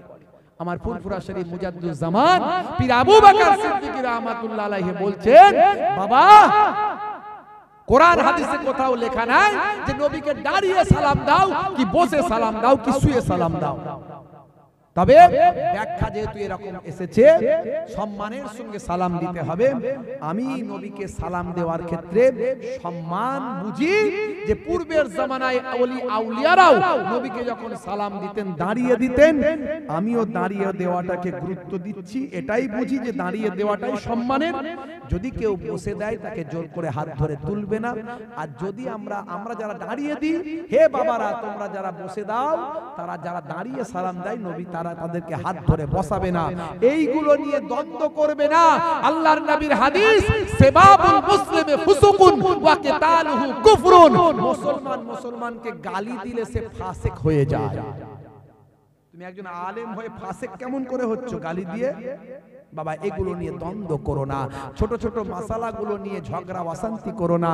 তোমরা মৌলিক বিষয় এক অর্থাৎ ইত্তিহাদের মধ্যে জীবন যাপন করো। এমনি তো দেওয়ালে পিঠ ঠেকে গেছে মিয়া, এসব লাপালাপি কদিন চলবে? হ্যাঁ ভাইরা আমার, কষ্ট হচ্ছে আপনাদের? কষ্ট হচ্ছে আপনাদের? খুব সংক্ষেপে বাপ এই একটা উদাহরণ দিলাম, বুঝে নেবেন। যত বিতর্ক ইসলামে আছে এই কিছু মৌলবীরা এগুলো করেছে। যারা বেশি সব ঝুট ঝামেলার কথা বলবে, দ্বন্দ্ব করবে, এদের কথা শুনবেন না, এদের কাছে যাবেন না। সবাইকে ভালোবাসবেন, সবাইকে নিয়ে চলবেন। কলেমার ভাই আপনার কলেমার ভাই সবাইকে ভালোবাসবেন। শুধু মুসলমান নয়, হিন্দুকে ভালোবাসবেন, খ্রিস্টানকে ভালোবাসবেন, জৈন বৌদ্ধকে ভালোবাসবেন। এটাই নবীর আদর্শ। আল মুসলিম আখুল মুসলিম, মুসলমান মুসলমানের ভাই। কোরআন মাজিদ বলেছে, কি বলেছে? হে দুনিয়ার মানুষ শোনো, তোমরা একে অপরের থেকে বিচ্ছিন্ন হয়ে যেও না। তোমরা যখন তোমাদের মধ্যে কোনো মতপার্থক্য দেখা দেবে, তোমরা নিজেদের মধ্যে ইসলাহ করে নাও, মিল করে নাও। জোরে বলুন সুবহানাল্লাহ। ইন্নামাল মুমিনুনা ইখওয়াত, মুমিনরা হলো একে অপরের ভাই। ফাসলিহু বাইনা আখাওয়াইকুম, আল্লাহর কোরআন, তোমরা নিজেদের মধ্যে ইসলাহ করে নাও। আল্লাহর নবী বলছেন, লা তাকাতাউ ওয়ালা তাদাবারু ওয়ালা তাবাগাজু ওয়ালা তাহাসাদু ওয়া কুনু ইবাদাল্লাহি ইখওয়ানান। তোমরা একে অপরের থেকে বিচ্ছিন্ন হয়ো না, পরনিন্দা করো না, বিদ্বেষ পোষণ করো না, হিংসা করো না। তোমরা আল্লাহর বান্দারা একে অপরের ভাই হয়ে যাও। ওর বিরুদ্ধে কাটি দিচ্ছে, ওর বিরুদ্ধে কাটি দিচ্ছে। ওকে বেঈমান বলছে, ওকে কাফের বলছে। আছে না নাই? ভাইরা আমার, শুধু মুসলমান মুসলমানের ভাই এটা শুধু নয়, বরং কোরআন পড়লে, হাদিস পড়লে আপনি পাবেন সারা পৃথিবীর মানুষ রক্তের সম্পর্কে একে অপরের ভাই। দেখেছেন? তাহলে হিন্দু আপনার ভাই, খ্রিস্টান আপনার ভাই, জৈন আপনার ভাই, বৌদ্ধ আপনার ভাই। আপনি সবাইকে ভাই বলে সম্বোধন করবেন। ইসলামের মহানুভবতা, ইসলামের আদর্শ, ইসলামের ব্রডনেস, ইসলামের ব্যাপকতাকে মানুষের কাছে ছড়িয়ে দিতে হবে। ইসলাম সংকীর্ণতা পছন্দ করে না। যদি করত তাহলে সারা পৃথিবীর কোটি কোটি মানুষ আজকে ইসলামের ছত্র ছায়ায় আসতো না, নবীর সুন্নতের তারিকা মানত না, আল্লাহর নবীর শিষ্যত্ব গ্রহণ করত না। ক্যাসিয়াস কেলে থেকে Tyson, Gary Miller, Jennifer, Michael Jackson, ইলিমা দিমাত প্রিয়াঙ্কো, মিস্টার ডিউ ডেভিস, মিস্টার ব্রেইন, মিস্টার ভাই আমার জোসেফ, সেখান থেকে হাসিম আমলা, জুনায়েদ জামশেদ, ভাই আমার মঈন আলী খান, ইউসুফ ইউহানা, পৃথিবীর বিখ্যাত বিখ্যাত সেলিব্রিটি, তারা আজকে নবীর শিষ্য। কত উদাহরণ আমার আছে, ইন্টারনেট সার্চ করবেন পাবেন। আমি ওদিকে যাচ্ছি না। তাহলে আমি আপনাদের মাঝখানে ঈমান বলার চেষ্টা করেছি, আমল বলার চেষ্টা করেছি। আমলগুলোর মধ্যে সবচেয়ে বড় আমল হলো নামাজ। ইবাদতগুলোর মধ্যে সবচেয়ে বড় ইবাদত কি? নামাজ। কষ্ট হচ্ছে আপনাদের? যারা মানে কষ্ট হচ্ছে? আর আধ ঘন্টা হবে না শেষ করে দেবো? আধ ঘন্টা হবে? তাহলে একটা ছোট্ট আপনাদের কাছে ওয়াকিয়া বলবো, সেটা হলো এই ঈমানের পরে আমল। এবারে দেখুন এই আমলটাকে আর ঈমানটাকে কেমন সুন্দর করবেন, সুন্দর করবেন, আপনার ঈমান আর আমলটাকে সুন্দর করবেন। হে তরুণ যুবকেরা, হে আমার বন্ধুরা, শুনে রেখে দিন বাবা, জেনে রেখে দেন হে মুসলমান, নবীদের মধ্যে বাবা একজন বড় মাপের পয়গম্বর, একজন নবী ছিলেন হযরতে সুলাইমান আলাইহিস সালাম, যাকে ইহুদি আর নাসারাদের মধ্যে বলা হয় সুলেমান। আমরা বলি সুলাইমান, তারা বলে সুলেমান। এই হযরতে নবী সুলাইমান আলাইহিস সালাম পৃথিবী বিখ্যাত একজন বাদশা ছিলেন। চারজন বাদশা সারা পৃথিবী রাজত্ব করেছেন, তার মধ্যে একজন হলেন হযরতে সুলাইমান আলাইহিস সালাম।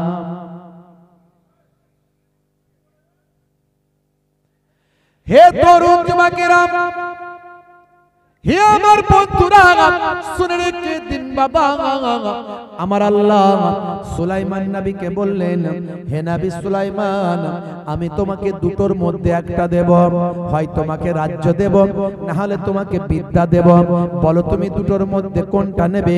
হযরতে সুলাইমান আলাইহিস সালাম চিন্তা করলেন, যদি আমি রাজ্য নিই তাহলে লোকে আমাকে রাজা বলবে, বাদশা বলবেন, আমার কথায় উঠবে আর বসবে। আর যদি আমি বিদ্যা না জানি, যদি আমি ইলম না জানি, তাহলে আমি আমার মাবুদ আল্লাহকে চিনতে পারবো না। হযরতে নবী সুলাইমান আলাইহিস সালাম আল্লাহর দরবারে বলেন, মাবুদ আল্লাহ, আমি রাজ্য চাই না, আমি রাজ্য চাই না, বাদশাহী চাই না, তার পরিবর্তে আপনি আমাকে ইলম দিন, বিদ্যা দিন, এমন ইলম দিন, এমন বিদ্যা দিন, যাতে আমি আমার মহান রবকে আল্লাহকে চিনতে পারি।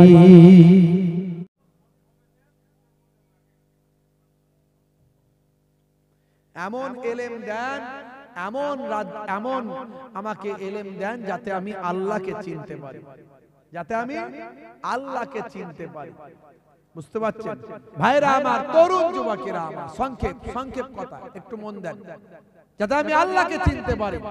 আল্লাহ বললেন, যাও নবী সুলাইমান, তোমার এই কথাটা আমার খুব ভালো লেগেছে, এই কথাটা আমার খুব পছন্দ হয়েছে, তাই আমি তোমাকে দুটোই দান করলাম। জোরে বলুন সুবহানাল্লাহ। তোমাকে আমি এমন রাজ্য দিলাম, তুমি সারা পৃথিবীর উপর রাজত্ব করবে, পশু পাখি জিন জিন্নাত মানুষ সবের উপর তোমার রাজত্ব চলবে। আর তোমাকে আমি এমন ইলম দিলাম, এক মানুষ আর এক মানুষের ভাষা বোঝে না। আমরা বাংলার মানুষ এই মেঘালয়ে এলে ভাষা বুঝতে পারি না, কি যে বলছে করে কোন রকমে বুঝছি। আপনারা হয়তো বাংলা কেমন বুঝছেন আমার জানি না, হয়তো আমি তো আমার মতো একদম সোজা সাপটা বলে দিয়ে চলে যাচ্ছি, মানে আপনারা কতটা বুঝছেন আপনারাই জানেন, হয়তো একটু বেশি বোঝেন আমাদের থেকে। কিন্তু আপনারা মেঘালয়ের ভাষা বললে, আসামের ভাষা বললে আমাদের মাথা খারাপ, বুঝতে গেলে হয়তো অনেক চেষ্টা করে বুঝতে পারি যে কি বলতে চাইছি। তাহলে এক জায়গার মানুষ অন্য জায়গার ভাষা আমরা ঠিকঠাক বুঝি না। আর হযরতে নবী সুলাইমান আলাইহিস সালাম তিনি সারা পৃথিবীর মানুষের ভাষা বুঝতেন, শুধু মানুষের নয়, পশু পাখি জীব জন্তু যত যা কিছু আছে মাখলুক সবের ভাষা বুঝতেন, এমনকি জিন জিন্নাতের উপর, হাওয়া বাতাসের উপর রাজত্ব করতেন। সূরার নাম সূরা নামাল, আয়াত নাম্বার 18, কোরআন মাজিদ খুলুন, আপনি পাবেন যে পিঁপড়ে পিপিলিকার সরদার তার দলের পিপিলিকাদের কি বলছে সেটা সুলাইমান নবীকে আল্লাহ শুনিয়ে দিয়েছেন। ইয়া আইয়ুহান নামলু উদখুলু মাসাকিনাকুম লা ইয়াহতিমান্নাকুম সুলাইমান ওয়া জুনুদুহু। আল্লাহ রাব্বুল আলামিন জানিয়ে দিয়েছেন সুলাইমান নবীকে, পিপিলিকার সরদার বলছে, ইয়া আইয়ুহান নাম, হে পিপিলিকার দলেরা, উদখুলু, তোমরা প্রবেশ করো তোমাদের মাসার মধ্যে, কারণ সুলাইমান নবী এবং তার সৈন্যরা আসছে। সুলাইমান নবী বুঝতে পারলেন পিপিলিকার ভাষা। হে তরুণ যুবকেরা, হে আমার বন্ধুরা, সেই সুলাইমান নবীর হাতে একটা আংটি ছিল, এই আংটিটা হলো মুজিজা আংটি, আল্লাহ প্রদত্ত আংটি, যে আংটিটা রিমোটের মতো কাজ করত। হাতে থাকার কারণে সব কিছু কন্ট্রোল হতো, সবাই তার কথা মেনে চলতো। হাতে থাকার কারণে সব কিছু তার কন্ট্রোল হতো। হে তরুণ যুবকেরা, হযরতে সুলাইমান আলাইহিস সালাম ভাই আমার এই মুজিজা আংটি হুজুরের হাতে ছিল বাবা। একদিনকার ঘটনা, হযরতে সুলাইমান নবী তার রাজত্বে সৈন্য উজির নাজিরদের ডেকে বললেন, সঙ্গী সাথীদের ডেকে বললেন, আমার বিবাহের বয়স হয়েছে, একটা পাত্রী আমার দরকার, আমার জন্য তোমরা একটা পাত্রীর সন্ধান করো, আমি তাকে নিকাহ করব, বিবাহ করব, এমন একটা পাত্রীর তোমরা সন্ধান করো। তবে হ্যাঁ, সেই পাত্রীর মধ্যে 4টে গুণ থাকতে হবে, আমানতদারি থাকতে হবে, ইবাদত থাকতে হবে, ইবাদত থাকতে হবে, আমানত থাকতে হবে, দিনদারি থাকতে হবে, আর সুন্দরীও হতে হবে। আমানতদারি, দিনদারি, আমানতদারি, দিনদারি, পরহেজগারি আর সুন্দরী, এই 4টে গুণ যেন তার মধ্যে থাকে। 4টে গুণ থাকতে হবে। আল্লাহর নবী বিবাহ করার ক্ষেত্রে বলে দিয়েছেন, যখন তোমরা বিবাহ করবে তখন নারীর 4টে গুণ দেখবে, 4টে গুণ নারীর মধ্যে দেখবে। ভাইরা আমার, তরুণ যুবকেরা আমার, মুরব্বিয়ানেরা আমার, মুসলমান, তার মধ্যে বলা হয়েছে ওয়ালে মালেহা ওয়ালে হাসাবেহা ওয়ালে জামালেহা ওয়ালে দীনেহা। তার মধ্যে একটা হলো ছেলে আর মেয়ের বাড়ির সঙ্গে সম্পদের সামঞ্জস্যতা দেখবে, তারপর বংশের সামঞ্জস্যতা দেখবে, তারপর দিনদারি, দিনদারির ক্ষেত্রে সামঞ্জস্যতা দেখবে, তারপর ভাই আমার সৌন্দর্যের ক্ষেত্রে সামঞ্জস্যতা দেখবে। এই 4টে জিনিস দেখে তোমরা বিয়ে করবে, তবে গুরুত্ব দেবে বেশি দিনদারিকে। জোরে বলুন সুবহানাল্লাহ। এখন ঘরে ঘরে অশান্তি কেন হয় ভাই? কথা বললে কথা বেড়ে যায়, কথা বেশি বাড়াবো না। মুসলমান নারী সুন্দরী দেখলো, আর কিছু দেখার দরকার নাই, বিয়ে করে ফেললো। ছেলে ইনকাম করে দেখলো, আর কিছু দেখার দরকার নাই, বিয়ে করে ফেললো। তারপরেই অশান্তি শুরু হয়ে গেল। রাত্রি 9টা বাজলে ঢিসুম ডাসান 220 440। কি হলো রে ভাই? বলে ভালোবাসা সব জানালা দিয়ে বেরিয়ে গেছে, ভালোবাসা সব জানালা দিয়ে বেরিয়ে গেছে, দরজা দিয়ে ঝগড়া, অশান্তি, মারপিট সব ঢুকেছে। সে কি রে ভাই? বলে হ্যাঁ। শিক্ষকের স্ত্রী ঝগড়ার সময় বলছে, ওই আমাকে বেশি শেখাতে শোনাও। অভিনেতার স্ত্রী ঝগড়ার সময় বলছে, ওই আমার সঙ্গে নাটক করো না। দোকানদারের স্ত্রী ঝগড়ার সময় বলছে, আমাকে সস্তার মাল পেয়েছো। ধোপার স্ত্রী ঝগড়ার সময় বলছে, মেরে ধুয়ে দেবো। ইঞ্জিনিয়ারের স্ত্রী ঝগড়ার সময় বলছে, মেরে বালি চাপা দিয়ে দেবো। কসাইয়ের স্ত্রী ঝগড়ার সময় বলছে, কেটে টুকরো টুকরো করে ফেলবো। আর জেলের স্ত্রী ঝগড়ার সময় বলছে, মেরে শুটকি মাছ বানিয়ে দেবো। আর দোকানদারের স্ত্রী ঝগড়ার সময় বলছে, আমাকে সস্তার মাল পেয়েছো। আর হুজুরের স্ত্রী ঝগড়ার সময় বলছে, আমাদের মধ্যে আল্লাহর কোরআন রাসূলের হাদিস আছে, বসে আলোচনায় মিটিয়ে নেব। হযরত ইমাম আহমদ বিন হাম্বল রাহমাতুল্লাহ আলাইহি, ওনার স্ত্রী সম্ভবত 30 বছর ঘর সংসার করার পরে যখন ইন্তেকাল করেছিলেন, ওই হুজুর তাকে দাফন করার সময় বলছেন, হে আমার প্রিয়তমা স্ত্রী, 30 বছর তোমার সঙ্গে ঘর সংসার করলাম, কিন্তু তুমি কোনোদিন আমার সঙ্গে ঝগড়া করলে না। এ কথা শুনে তার ছাত্ররা পরে বলছে, হুজুর আপনার স্ত্রীর সঙ্গে 30 বছর ঘর সংসার করেছেন, একদিনও ঝগড়া হয়নি? বলছে, হ্যাঁ বাবা, যখন আমার স্ত্রী রাগান্বিত হতো আমি তখন চুপ করে যেতাম, আর যখন আমি রাগান্বিত হতাম তখন আমার স্ত্রী চুপ করে যেত। এইভাবে 30টা বছর কাটিয়েছি, একদিনের জন্য কোনোদিন ঝগড়া হয়নি। মুসলমান, আল্লাহর নবী বলছেন, ইয়াকুনু ফি মাহানাতি আহলিহি ওয়া ইয়াকুমুল বাইতা ওয়া ইয়াহলিবুনা সাতা ওয়া ইয়াকিতা সাওবাহু ওয়া ইয়াকসিফানা আলাহু ওয়া ইয়াহমিলু বিজাতিন মিনাস সুক। নবী আমার মাঝে মাঝে স্ত্রীর সঙ্গে ছোট ছোট কাজগুলো করতেন, রান্নায় সহযোগিতা করতেন, আনাজটা একটু কেটে দিতেন, হাতাটা নেড়ে দিতেন। মাঝে মাঝে আল্লাহর নবী ঘরটা নিজে হাতে ঝাড়ু দিতেন।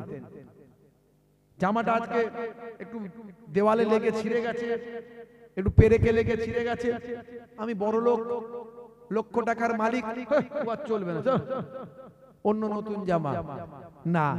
আল্লাহর নবী ছেঁড়া জামা নিজে হাতে সেলাই করে পরতেন। আপনি কোটি টাকার মালিক হলেও ছেঁড়া জামা মাঝে মাঝে সেলাই করে যদি পরেন, আপনার অহমিকা তাকাব্বর থাকবে? থাকবে না। মাঝে মাঝে স্ত্রীর সঙ্গে কাজ করবেন, রান্নায় সহযোগিতা করবেন। বলে হুজুর এই ওয়াজটা দয়া করে করবেন না। অনেকে বলে হুজুর জানেন না আপনি এই ওয়াজটা করলে আমরা কত বিপদে পড়ে যাই। কেন বিপদে? সকালবেলা আমাদের ঘরের বউয়েরা বলে জানো তো, ছোট হুজুরের নাতি পীরনগর হুজুরের কথা আমাদের পীরের আওলাদ এসেছিল, বলে গেছে স্ত্রীর সঙ্গে কাজ করতে, আজ থেকে তুমি একটু আমার সঙ্গে রান্নায় সহযোগিতা করো, একটু মাঝে মাঝে ঝাড়ুটা দিয়ে দাও। বিপদে পড়ে যায়। কি আর মেয়েদের, ছেলেদের কাজ বলুন তো, মেয়েদের কাজ।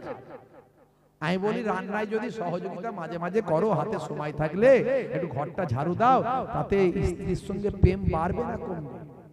আপনারা বলেন বাড়বে না কমবে? মারাত্মক বাড়বে। ফেভিকল আটা জানেন? ফেভিকল আটা গাম, ও এমন মানে বুড়ো বুড়ি হয়ে যাবে তবু প্রেম তাদের নষ্ট হবে না। নবীর কাছ থেকে প্রেম শিখলে প্রেমে কোনোদিন ব্যাঘাত আসে না, আঘাত আসে না। আর এখনকার ছেলেদের সব প্রেম শিখেছে শাহরুখ খান, সলেমান খানের কাছ থেকে। সলেমান খান 60 বছর বয়স হয়ে গেছে, বিয়ে করেন, সে আবার প্রেম শেখাচ্ছে। আর ছেলেরা আবার তার কাছ থেকে প্রেম শিখছে। হাতে কেটে লিখে দিচ্ছে আই লাভ ইউ, তোমার জন্য জীবন দেব, রেল লাইনে মাথা দেব, বিষ খেয়ে মরে যাবো, পটল ডাঙায় চলে যাবো। ওরে বাবা, তার কাছ থেকে প্রেম শিখলে কি হবে? 2 বছর 3 বছরের মধ্যেই দেখা গেল সংসারে অশান্তি। তাহলে বিয়ে করবেন 4টে জিনিস দেখতে হবে। আল্লাহর নবী বলেছেন, সুলাইমান নবী পাত্রী খুঁজছেন, 4টে জিনিস দেখতে বললেন। তার সঙ্গী সাথীরা ঢেরা দিয়ে দিল, পয়গম্বর বিবাহ করবে, বাদশা বিবাহ করবে বলে কথা। হে তরুণ যুবকেরা, হে আমার বন্ধুরা, শুনে রেখে দিন বাবা, জেনে রেখে দেন। হে মুসলমান, এমন সময় মানুষজন আওয়াজ তুলল, চারিদিকে খবর হয়ে গেল সুলাইমান নবী যে কন্যাকে বিবাহ করবে তার যেন 4টে গুণ থাকে, আমানতদারি, দিনদারি, পরহেজগারি আর সুন্দরী। এই 4টে গুণ যদি যেন তার মধ্যে থাকে। এমন সময় জেলে, একজন জেলে সমুদ্রে মাছ ধরে বাবা, বা আমার দোস্ত আমার, সেই সময় জেলে শুনতে পেল যে 4টে গুণ যার মধ্যে, যে নারীর মধ্যে আছে, সেই নারীকে সুলাইমান নবী পয়গম্বর বিবাহ করবেন। জেলে চিন্তা করলো, হাই রে হাই, এই 4টে গুণ তো আমার কন্যার মধ্যে আছে। কিন্তু জেলে চিন্তা করলো, আমার মেয়েকে কি আর পয়গম্বর, আবার বাদশা, বিশাল বড় বাদশা, সে বাদশা কি আর আমার মেয়েকে বিবাহ করবে? না না না, হতে পারে না। আবার তার মনে আশা জন্মালো, যদি হয়, যাক একটু হোম মিনিস্টারের সঙ্গে কি আলোচনা করে নি। হোম মিনিস্টার কে বলেন তো দেখি? ঘরের বউ, তাই তো নাকি? আপনি যা করবেন হোম মিনিস্টারের পারমিশন ছাড়া করতে পারবেন না। করলে বিপদ আছে না? নাই, মারাত্মক বিপদ। তবে হ্যাঁ, অবশ্যই স্ত্রীকে প্রাধান্য দেবেন, কিন্তু ফাইসালা আপনাকে নিতে হবে। কারণ ভাইরা আমার, তার কারণ হলো শারীরিক ভাবে, মানসিক ভাবে, সব দিক থেকে আল্লাহ একটা নারীর থেকে একটা পুরুষকে বেশি শক্ত, শক্তিশালী করেছে। তো যাই হোক, তো যাক, বাড়ি থেকে স্ত্রীর সঙ্গে পরামর্শ করলেন, এটা নবীদের তরিকা, নবীদের সুন্নত। তো স্ত্রীর সঙ্গে পরামর্শ করলেন, স্ত্রী বললে একদম বলো না, অনেক বুদ্ধি হোম মিনিস্টারের, একদম বলো না। কারণ কোথায় বাদশা আর কোথায় তুমি জেলে, জেলের মেয়ের সঙ্গে আবার বিবাহ হয় না। আর বরং এই কথা যদি বলো তোমাকে শাস্তিও দিতে পারে, সে বাদশা বলে কথা। কিন্তু তার বাড়িতে যে মেয়ে ছিল, সেই মেয়ে এই ঘটনাটা শুনে ফেলল, শুনে এসে সিজদায় পড়ে গেল নামাজ। সেই মেয়ে কেমন মেয়ে? হে তরুণ যুবকেরা, ওই জেলের মেয়ে এমন একজন নারী যে এমন ভাবে জীবন যাপন করত, তার মধ্যে ছিল দিনদারি, পরহেজগারি, আমানতদারি আর সুন্দরী। সেই মেয়ে এমন ঘরের ভিতর ইবাদত বন্দেগীতে লিপ্ত থাকতো, তার চেহারা পৃথিবীর দ্বিতীয় কোনো পরপুরুষে কখনো দেখে না। পর্দা করা হলো নারীদের জন্য ফরজ। তার মানে আমি বলছি না আপনার ঘরের মেয়েটাকে আপনি বোরকা পরিয়ে ঘরের ভিতর ঢুকিয়ে রেখে দেন। নিশ্চয় নারীরাও পড়াশোনা করবে, শিক্ষিতা হবে। একজন নারী যদি ডাক্তার না হয় তাহলে হাজার হাজার নারীকে কিভাবে সিজার করবে, অপারেশন করবে, নারীদের সম্মানটা কিভাবে বাঁচাবে? আপনার ঘরের নারী যদি ডাক্তার না হয় অন্য নারীদের কিভাবে রক্ষা পাবে? নিশ্চয় আপনার নারীটা ডাক্তার হবে, হায়ার এডুকেশন নেবে, কিন্তু আপনার নারী পর্দার মধ্যে আপনার জীবন যাপনটা পর্দা আর হেফাজতে এর মধ্যে করবে। পর্দা, হিজাব, বোরকা। আল্লাহর নবী বলেছেন তালাবুল ইলমি ফরিদাতুন আলা কুল্লি মুসলিমিন ওয়া মুসলিমাত। এখানে মুয়ান্নাস মুসলিমাত, প্রত্যেকটা নর নারীর জন্য ইলম শিক্ষা করা, জ্ঞান অর্জন করা হলো ফরজ। আর বর্তমানে আমাদের ঘরের নারীদের মধ্যে ডাক্তার হওয়াটা ফরজ হয়ে গেছে, কারণ আমাদের মুসলিম ঘরের মহিলাদের পরপুরুষের সামনে গিয়ে নিজেকে রিপ্রেজেন্ট করতে হয়। হে তরুণ যুবকেরা, হে আমার বন্ধুরা, ওই মহিলা এমন মহিলা ছিল যার চেহারা দ্বিতীয় কোন পুরুষ দেখে না। এমন ইবাদতকারী আমলওয়ালা নারী ছিল। সিজদায় পড়ে গেল আল্লাহ। সুলাইমান নবী বিবাহ করবে, তার মধ্যে যে নারীর মধ্যে 4টে গুণ আছে, 4টে গুণই তো তুমি আমার মধ্যে দিয়েছো, তাহলে আমি আমার সঙ্গে তুমি সুলাইমান নবীর বিবাহের ব্যবস্থা করে দাও। যদি সে বাদশা হওয়ার কারণে অসুবিধা হয় তাহলে তাকে গরিব বানিয়ে হলেও আমার সঙ্গে বিবাহের ব্যবস্থা করো। তার সম্পত্তি, তার বাদশাহীর প্রতি আমার কোনো নজর নাই, আমার সেখানে কোনো লোভ নাই। আমি এই কারণেই বিবাহ করতে চাই, কাল কিয়ামতের দিনে আমি সুলাইমান নবীর স্ত্রী হিসাবে তোমার দরবারে উঠব। অনেক বড় লম্বা ঘটনা, বেশি বড় করে বলছি না, ছোট করে শর্ট করে দিচ্ছি, সময় কম, আপনাদের কষ্ট হচ্ছে। কি বলবো না শেষ করে দেবো? সবাই বলেন বলবো না শেষ করে দেবো? কারা কারা চান না হাত তুলে দেখান। সবাই চান? মাশাআল্লাহ। হে তরুণ যুবকেরা, হে আমার বন্ধুরা, শুনে রেখে দিন বাবা, জেনে রেখে দেন। এমন সময় দেখতে পাওয়া যায় সুলাইমান নবীর ভাই আমার ব্যাপারে ওই নারীটা কি করলো, সেই সময় মহিলা একটা চিঠি লিখলো। চিঠি লিখে সুলাইমান নবীর কাছে পৌঁছে দিল। সুলাইমান নবীর কাছে ভাই আমার চিঠিটা যাতে পৌঁছে যায় সে ব্যবস্থা করলো। কয়েকদিন পরে সুলাইমান নবী তার সঙ্গী সাথীদের নিয়ে বৈঠকে বসে বলল, আমার জন্য উপযুক্ত পাত্রীর কি ব্যবস্থা হয়েছে তোমাদের? তোমরা কি আমার জন্য উপযুক্ত পাত্রীর সন্ধান করতে পেরেছ? তখন তার সঙ্গী সাথীরা বলল, হুজুর বেয়াদবি মাফ করবেন, কারো মধ্যে 2টো গুণ পাচ্ছি তো 3 নাম্বার গুণ পাচ্ছি না, কারো মধ্যে 3টে গুণ পাচ্ছি তো 4 নাম্বার গুণ পাচ্ছি না। সারা এলাকায় খুঁজলাম, কোথাও 4টে গুণ বিশিষ্ট নারী পাওয়া গেল না। তবে একটা নারীর চিঠি পেয়েছি যার মধ্যে 4টে গুণ আছে। হুজুর বেয়াদবি নেবেন না, কিন্তু এই নারীটা হলো একজন জেলের কন্যা। হুজুর জেলের কন্যার সঙ্গে আপনার বিয়ে করা যাবে না, এটা হয় নাকি? একটা বাদশার কোথায় জেলের কন্যা? বাকিরা বলল, হুজুর ঠিক বলেছে, জেলের কন্যার সঙ্গে বিবাহ করা যাবে না। হুজুর সুলাইমান নবী চিঠিটাকে ছিঁড়ে দিলেন। এই যে চিঠিটাকে ছিঁড়ে দিলেন, সামান্য এই যে একটা নিজের মধ্যে আত্মগরিমা, আমি নবীর ক্ষেত্রে অহংকার বলবো না, কারণ সেখানে আমাদের ভাষা চয়ন, শব্দ চয়নের ব্যাপার থাকবে। তো এই যে নিজের মধ্যে একটা ব্যাপার ফুটে উঠলো, একটা অন্যরকম ভাবভঙ্গিমা তৈরি হলো, এটাও আল্লাহ রাব্বুল আলামিন পছন্দ করলেন না। এটাও আল্লাহ রাব্বুল আলামিন পছন্দ করলেন না। হে তরুণ যুবকেরা, হে আমার বন্ধুরা, শুনে রেখে দিন বাবা, জেনে রেখে দেন। এমন সময় দেখতে পাওয়া যায় একটা জিন ছিল, একটা জিন বদমাইশ শয়তান জিন। সে সর্বদা চেষ্টা করত সুলাইমান নবীর আংটিটা যাতে চুরি করা যায়। আংটিটা চুরি করে যদি আমি নিজের হাতে পড়তে পারি, তাহলে সারা রাজত্ব আমি চালাবো আর সুলাইমান নবীর সমস্ত ক্ষমতা কেড়ে নেব। তাই সে চিন্তা করত সুলাইমান নবীর আংটিটা কিভাবে পাওয়া যায়। জিন এবং ফারিস্তারা যে কোনো সময় যে কোনো রূপ ধারণ করতে পারে, তবে সব রূপ ধারণ করতে পারলো জিন ফারিস্তা কেউ কিন্তু আমার নবী পাককে আল্লাহ নবিউল আম্বিয়া বানিয়েছিলেন, আমার নবীর চেহারা কারো ধরার ক্ষমতা নাই। জোরে হবে না? আর জোরে হবে না? আমার নবীর এটা একটা স্পেশাল পাওয়ার, স্পেশাল শক্তি।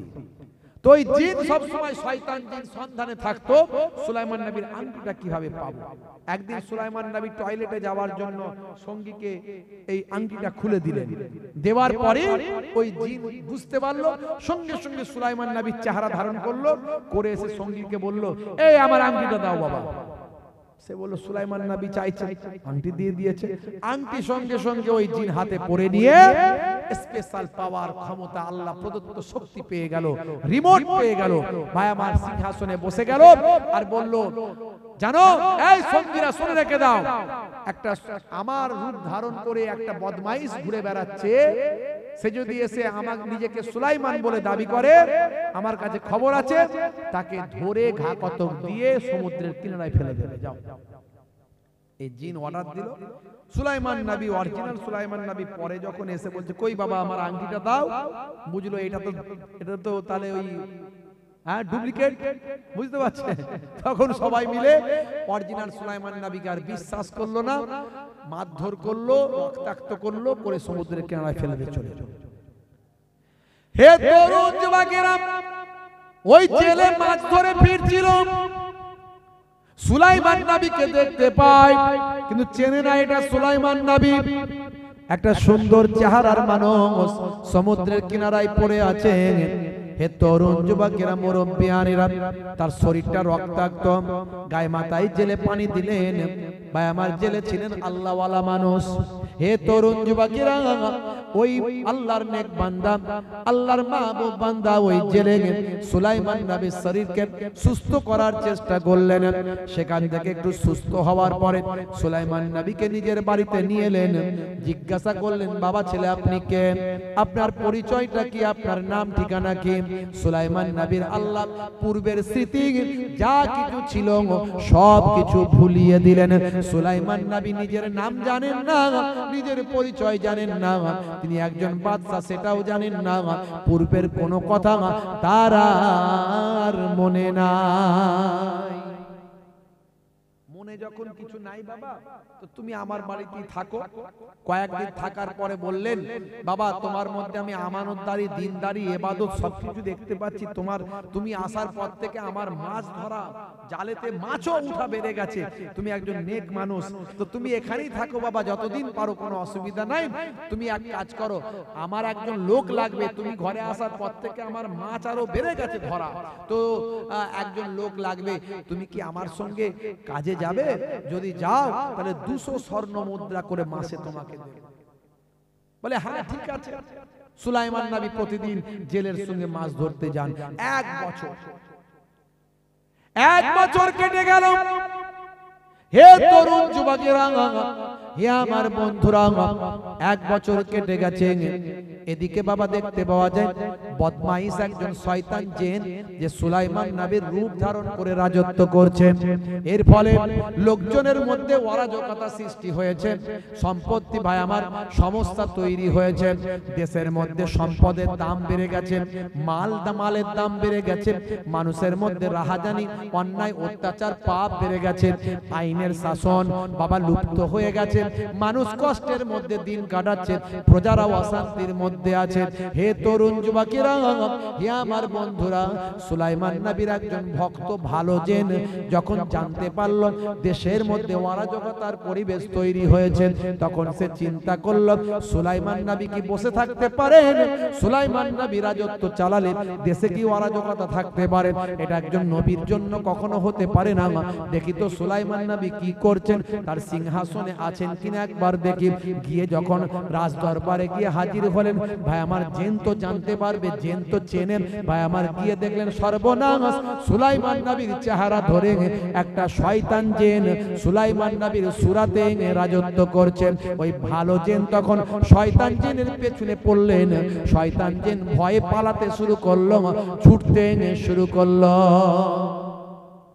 এদিকে ওই জেলে তখন বলছে, বাবা 1 বছর হয়ে গেল, তোমাকে দেখে আমাদের ভালো লাগে, তুমি তো খুব ভালো আল্লাহর নেক বান্দা।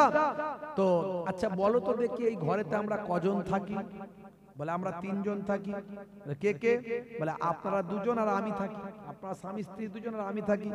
তখন জেলে বলল, না বাবা, আমরা 3 জন নাই, আর একজন আছে, সেটা হলো আমার কন্যা, যাকে 1 বছরে তুমি এখনো দেখতে পাওনি। এমনই পর্দা নসিন সে, এমনই পর্দা নসিন। এখন মুসলমান ঘরের নারীরা পর্দাকে জর্দা করে দিয়েছে, স্বামীকে পান দিয়ে খাইয়ে দিয়েছে। আমি একবার জলসাই পৌঁছে গেছি গাড়ি নিয়ে, আমার গাড়ি বুঝতে পারছেন, বড় গাড়ি, ওই যে এখন আপনার কি বলে ওই মহেন্দ্র, আপনার ওই যে বোলেরো নিও গাড়ি আমি এয়ারপোর্টে রেখে দিয়ে এসেছি। আবার ড্রাইভার চলে গেছে, আবার যাব, ড্রাইভার চলে আসবে। তো যাই হোক, তো এই বড় গাড়ি সব জায়গায় ঢোকে না, এখন মোটর সাইকেলে করে নিয়ে, হুজুর মোটর সাইকেলে উঠো, একটু যেতে হবে ভিতরে। চলো বাবা, মোটর সাইকেলে উঠি, ভালো করে চালাবে, পড়ে পড়ে না যায়। এমনি মোটর সাইকেল চাপা আমার অভ্যাস নেই হতে। ও বাবা, গিয়ে দেখছি সর্বনাশ, সামনের সিট 1 তলা, পেছনের সিট 3 তলা। সর্বনাশ করেছে। তুই ভাই তোর মোটর সাইকেল নিয়ে যা, ওই 3 তলায় বসে তোর ঘাড়ের উপরে পা দিয়ে বসতে পারবো না। বেরো ওখানে, বেরো।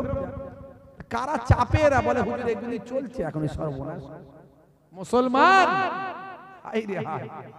আজকালকার নারী চালাচ্ছে স্কুটি গাড়ি, গায়ে নাই ওড়না, বলছে আমার দিকে দেখ না, চুল করতে কালার, যাচ্ছে বিউটি পার্লার, নাম ছিল জারিনা, হয়ে গেল কারিনা।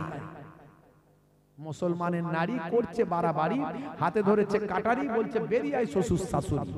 লাল শাড়ি লাল টিপ, লাল আঁচল মাথায় নাই, সবুজ শাড়ি সবুজ টিপ, সবুজ আঁচল মাথায় নাই, পিঠটা তাদের ফাঁকা, বলছে যত তাকাবি তাকা।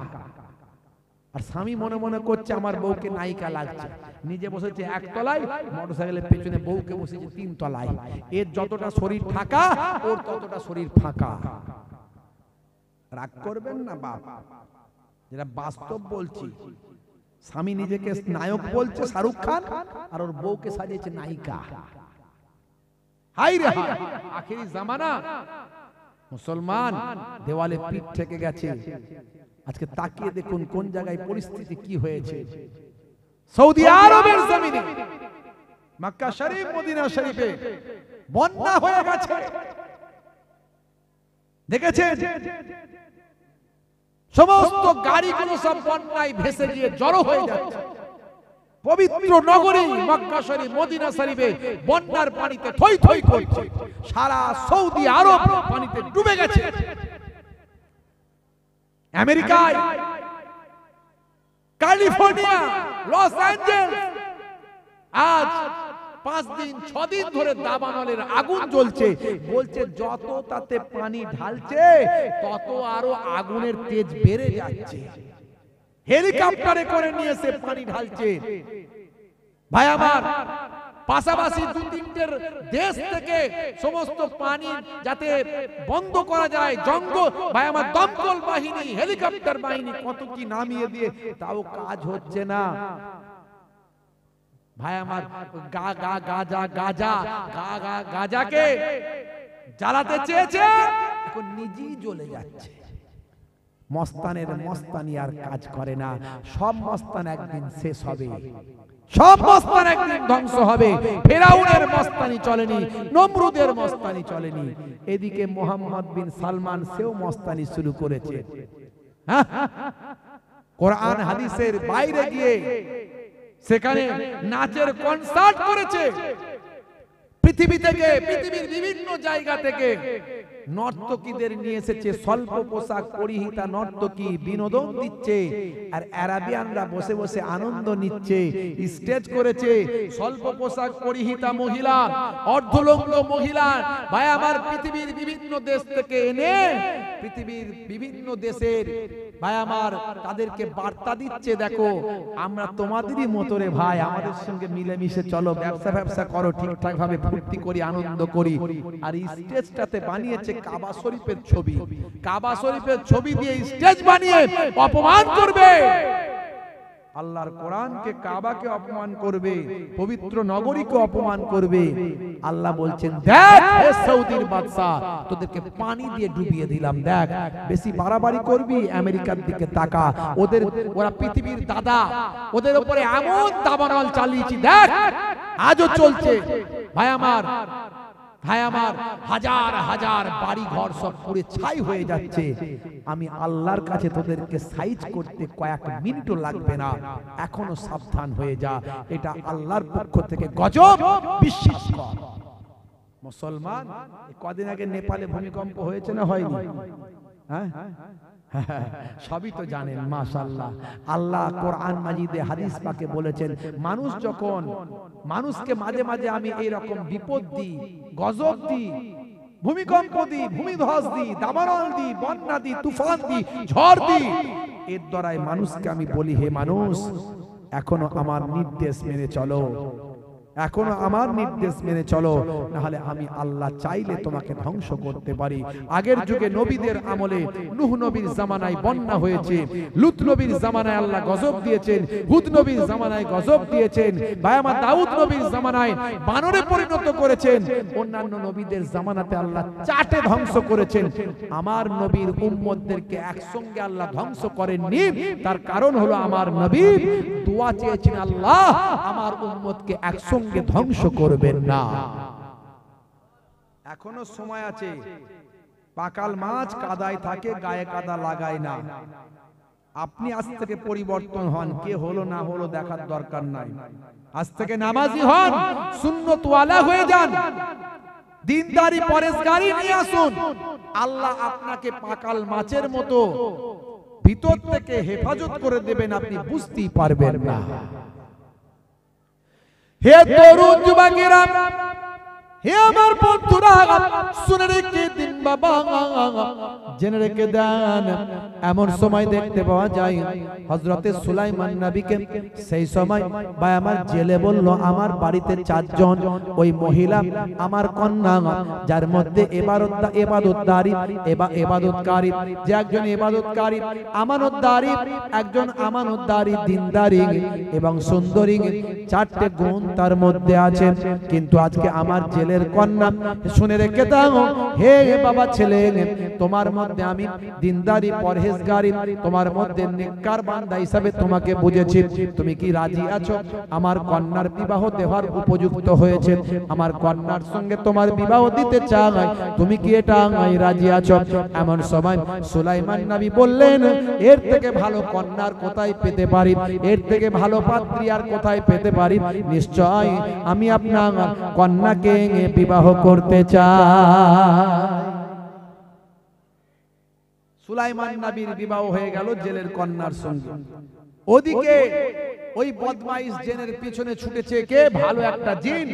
বেটা সুলাইমান নবী কোথায় বল, আর তুই কি করে সিংহাসনে বসে আছিস বল। ও ভয়ে ছুটছে। এদিকে শ্বশুর আর জামাই দুজনে আবার মাছ ধরতে গেছে, আর ও জিন মাথার উপর দিয়ে উড়ে যেতে যেতে তখন আংটিটা খুলে সমুদ্রে পড়ে গেছে। ওই আংটি একটা বড় মাছ খাবার খেতে গিয়ে খেয়েছে, আর শ্বশুর জামাইয়ের জালেতে অনেক মাছ সেজনে উঠেছে, আর বড় মাছটাও উঠে পড়েছে। জোরে হবে না? দেখছেন? হে তরুণ যুবকেরা, বিবাহের পরে আল্লাহ আরো খুশি হয়ে অনেক বেশি মাছ দিয়েছেন। শ্বশুর সাহেব মনে মনে করলেন, আল্লাহ এ কোন জামাই আমি পেলাম, আজকে বিবাহের পরে আরো বেশি মাছ পেলাম, কত আনন্দের ব্যাপার। আমার ঘরে রহমত তুমি কত দিয়েছ। সমস্ত মাছগুলোকে বিক্রি করে দিলাম। আনন্দ করতে করতে চিন্তা করলাম বড় মাছটা বিক্রি করব না। আমি জেলে আমার জামাইকে তো তেমন কিছু উপহার দিতে পারি না, আজকে আমি বাড়িতে বড় মাছটা নিয়ে যাই। এই বড় মাছটা আমার মেয়েকে বলবো রান্না করে আমার জামাইকে যেন ভালো করে খাওয়ায়। ঘরে গিয়ে বলল মা রে, ও মা শুনে রেখে দে মা, আমার জামাইকে তো তেমন কিছু করতে পারি না খিদমত। যাবা মা, একটা বড় মাছ তুলে নিয়ে এসেছি, এই মাছটা তুই নিজে হাতে কেটে সুন্দর করে রান্না করে আমার জামাইকে নিজে হাতে খাওয়া। ওই মহিলা যখন মাছটা কাটছে বিসমিল্লাহ বলে, আর অমনি কুদরতি অলৌকিক মুজিজা সম্পন্ন ওই আংটি মাছের পেট থেকে বের করে দিয়েছেন আল্লাহ। বেরিয়ে যাওয়ার পরে মাছের পেট থেকে আংটিটা দেখে বললাম আল্লাহ এত সুন্দর আংটি জীবনে আমি দেখি না, এ তো অলৌকিক মনে হচ্ছে। আল্লাহই পাঠিয়েছে নিশ্চয়, আল্লাহর কুদরতি আংটি। তখন চিন্তা করলো আরে আমার স্বামীকে তো আমার উপহার দেওয়ার কিছু নাই, আমি জেলের মেয়ে, তো আল্লাহ হয়তো আমার কাছে পাঠিয়েছে আংটিটা উপহার দেওয়ার জন্য। যাক, আজকে খাওয়া দাওয়ার পরে আমি আংটিটা আমার স্বামীর হাতে আমি পরিয়ে দেব। খাওয়া দাওয়া হয়ে গেল, হয়ে যাওয়ার পরে হে তরুণ যুবকেরা, এমন সময় প্রিয়তম স্বামীর কাছে স্ত্রী গিয়ে বলল হে আমার প্রিয়তম স্বামী, আমি একজন জেলের কন্যা, আপনাকে তো উপহার দেওয়ার আমার কিছু নাই, আমি আপনাকে উপহার দিতে তো কিছু পারি না, কি উপহার দেব? আজকে আল্লাহর পক্ষ থেকে একটা নিয়ামত আমি পেয়েছি, যে বড় মাছটা নিয়ে এসেছিলেন, সেই বড় মাছটা যখন কাটলাম তার পেটেতে একটা কুদরতি আংটি পেলাম। এমন আংটি জীবনে কোনোদিন দেখি না, এমন আংটি এমন চোখে আমার কখনো পড়ে না। এত সুন্দর আংটিটা আমি ভাবলাম আপনাকে আমি উপহার দেব। দেখি আপনার হাতটা নিলেন, হাতটা নিয়ে ওই কুদরতি অলৌকিক মুজিজা সম্পন্ন আংটিটা সুলাইমান নবীর হাতে পরিয়ে দিলেন। দেওয়ার সঙ্গে সঙ্গে সুলাইমান নবীর হাতে যাওয়ার সঙ্গে সঙ্গে রিমোটটা হট করে যেমন ম্যাচ করে গেল শরীরে ম্যাচ করার সঙ্গে সঙ্গে সুলাইমান নবীর পূর্বের সমস্ত ইতিহাস মনে পড়ে গেল। সুলাইমান, বাপরে, আমি তো নবী সুলাইমান, আর আমি তো বাদশা, আমি এখানে আল্লাহর দরবারে সিজদায় পড়ে গেল। মনে পড়ে গেল হাই রে হাই, আমি বিবাহ করতে চেয়েছিলাম, আমি চারটে শর্ত দিয়েছিলাম, সেই কন্যাকে আমি বিবাহ করব। এমন কন্যা খুঁজে পাওয়া যাচ্ছিল না। একটা জেলের কন্যা চিঠি দিয়েছিল, সেই জেলের কন্যার চিঠিটা আমি পেয়ে জেলের কন্যা বলে ছিঁড়ে দিয়েছিলাম। হাই রে হাই, সেই ছেঁড়াটার জন্য আমার আল্লাহ আমার উপর নারাজ হয়েছিলেন। আমার বাদশাহী কেড়ে নিয়ে আমাকে গরিব বানিয়ে আজকে জেলের কন্যার স্বামী বানিয়ে দিলে। সুলাইমান নবী তার স্ত্রীকে নিয়ে সসম্মানে রাজ দরবারে ফিরে গিয়ে নতুন করে রাজত্ব শুরু করলেন। জোরে বলুন সুবহানাল্লাহ। আমার বলার উদ্দেশ্য, মনকে সামান্য অহমিকা, সামান্য আত্মগরিমা আপনার হৃদয়ে যেন না আসে। আপনার ঈমানকে সুন্দর করুন, আমলকে সুন্দর করুন। এই জন্য আমি উদাহরণটা তুলে আনলাম। অনেকে দেখবেন নিজের আমিত্ব অহমিকা বোধকে জাগ্রত করার জন্য একটা গাম্ভীর্য ভাব নিয়ে থাকে। আরে মুখটাকে যেন সব বাংলার পাঁচ, কারোর সঙ্গে কেউ যেন কথা না বলতে পারে, একটা ভয়ঙ্কর চেহারা, ভয়ঙ্কর চেহারা। না হুজুর বোঝেন না, একটু গাম্ভীর্য নিয়ে থাকতে হবে, নালে লোকে ঘাড়ে উঠে পড়বে, লোকে মাথায় উঠে পড়বে। কি করতে হবে না, মোটা গোপ রাখতে হবে, মোটা গোপ। অন্তত গোপ দেখলে লোকে ভয় পাবে। এই ভাই, এত গোপালা লোক কি করে কথা বলি? গোপে যদি কাজ না হয়, গোপকে পাকাতে হবে। এখন মানুষ এটাই মনে করে। আর আমার নবীর চেহারা এত হাস্যোচ্ছল, এত মিষ্ট, এত মনোরম, আমার নবীর কাছে আসতে যেমন একদিকে বাচ্চারাও ভয় পেত না, বুড়ো বুড়িরা পর্যন্ত ভয় পেত না। একদিন একটা বাচ্চা কাঁদতে কাঁদতে নবীর মজলিসে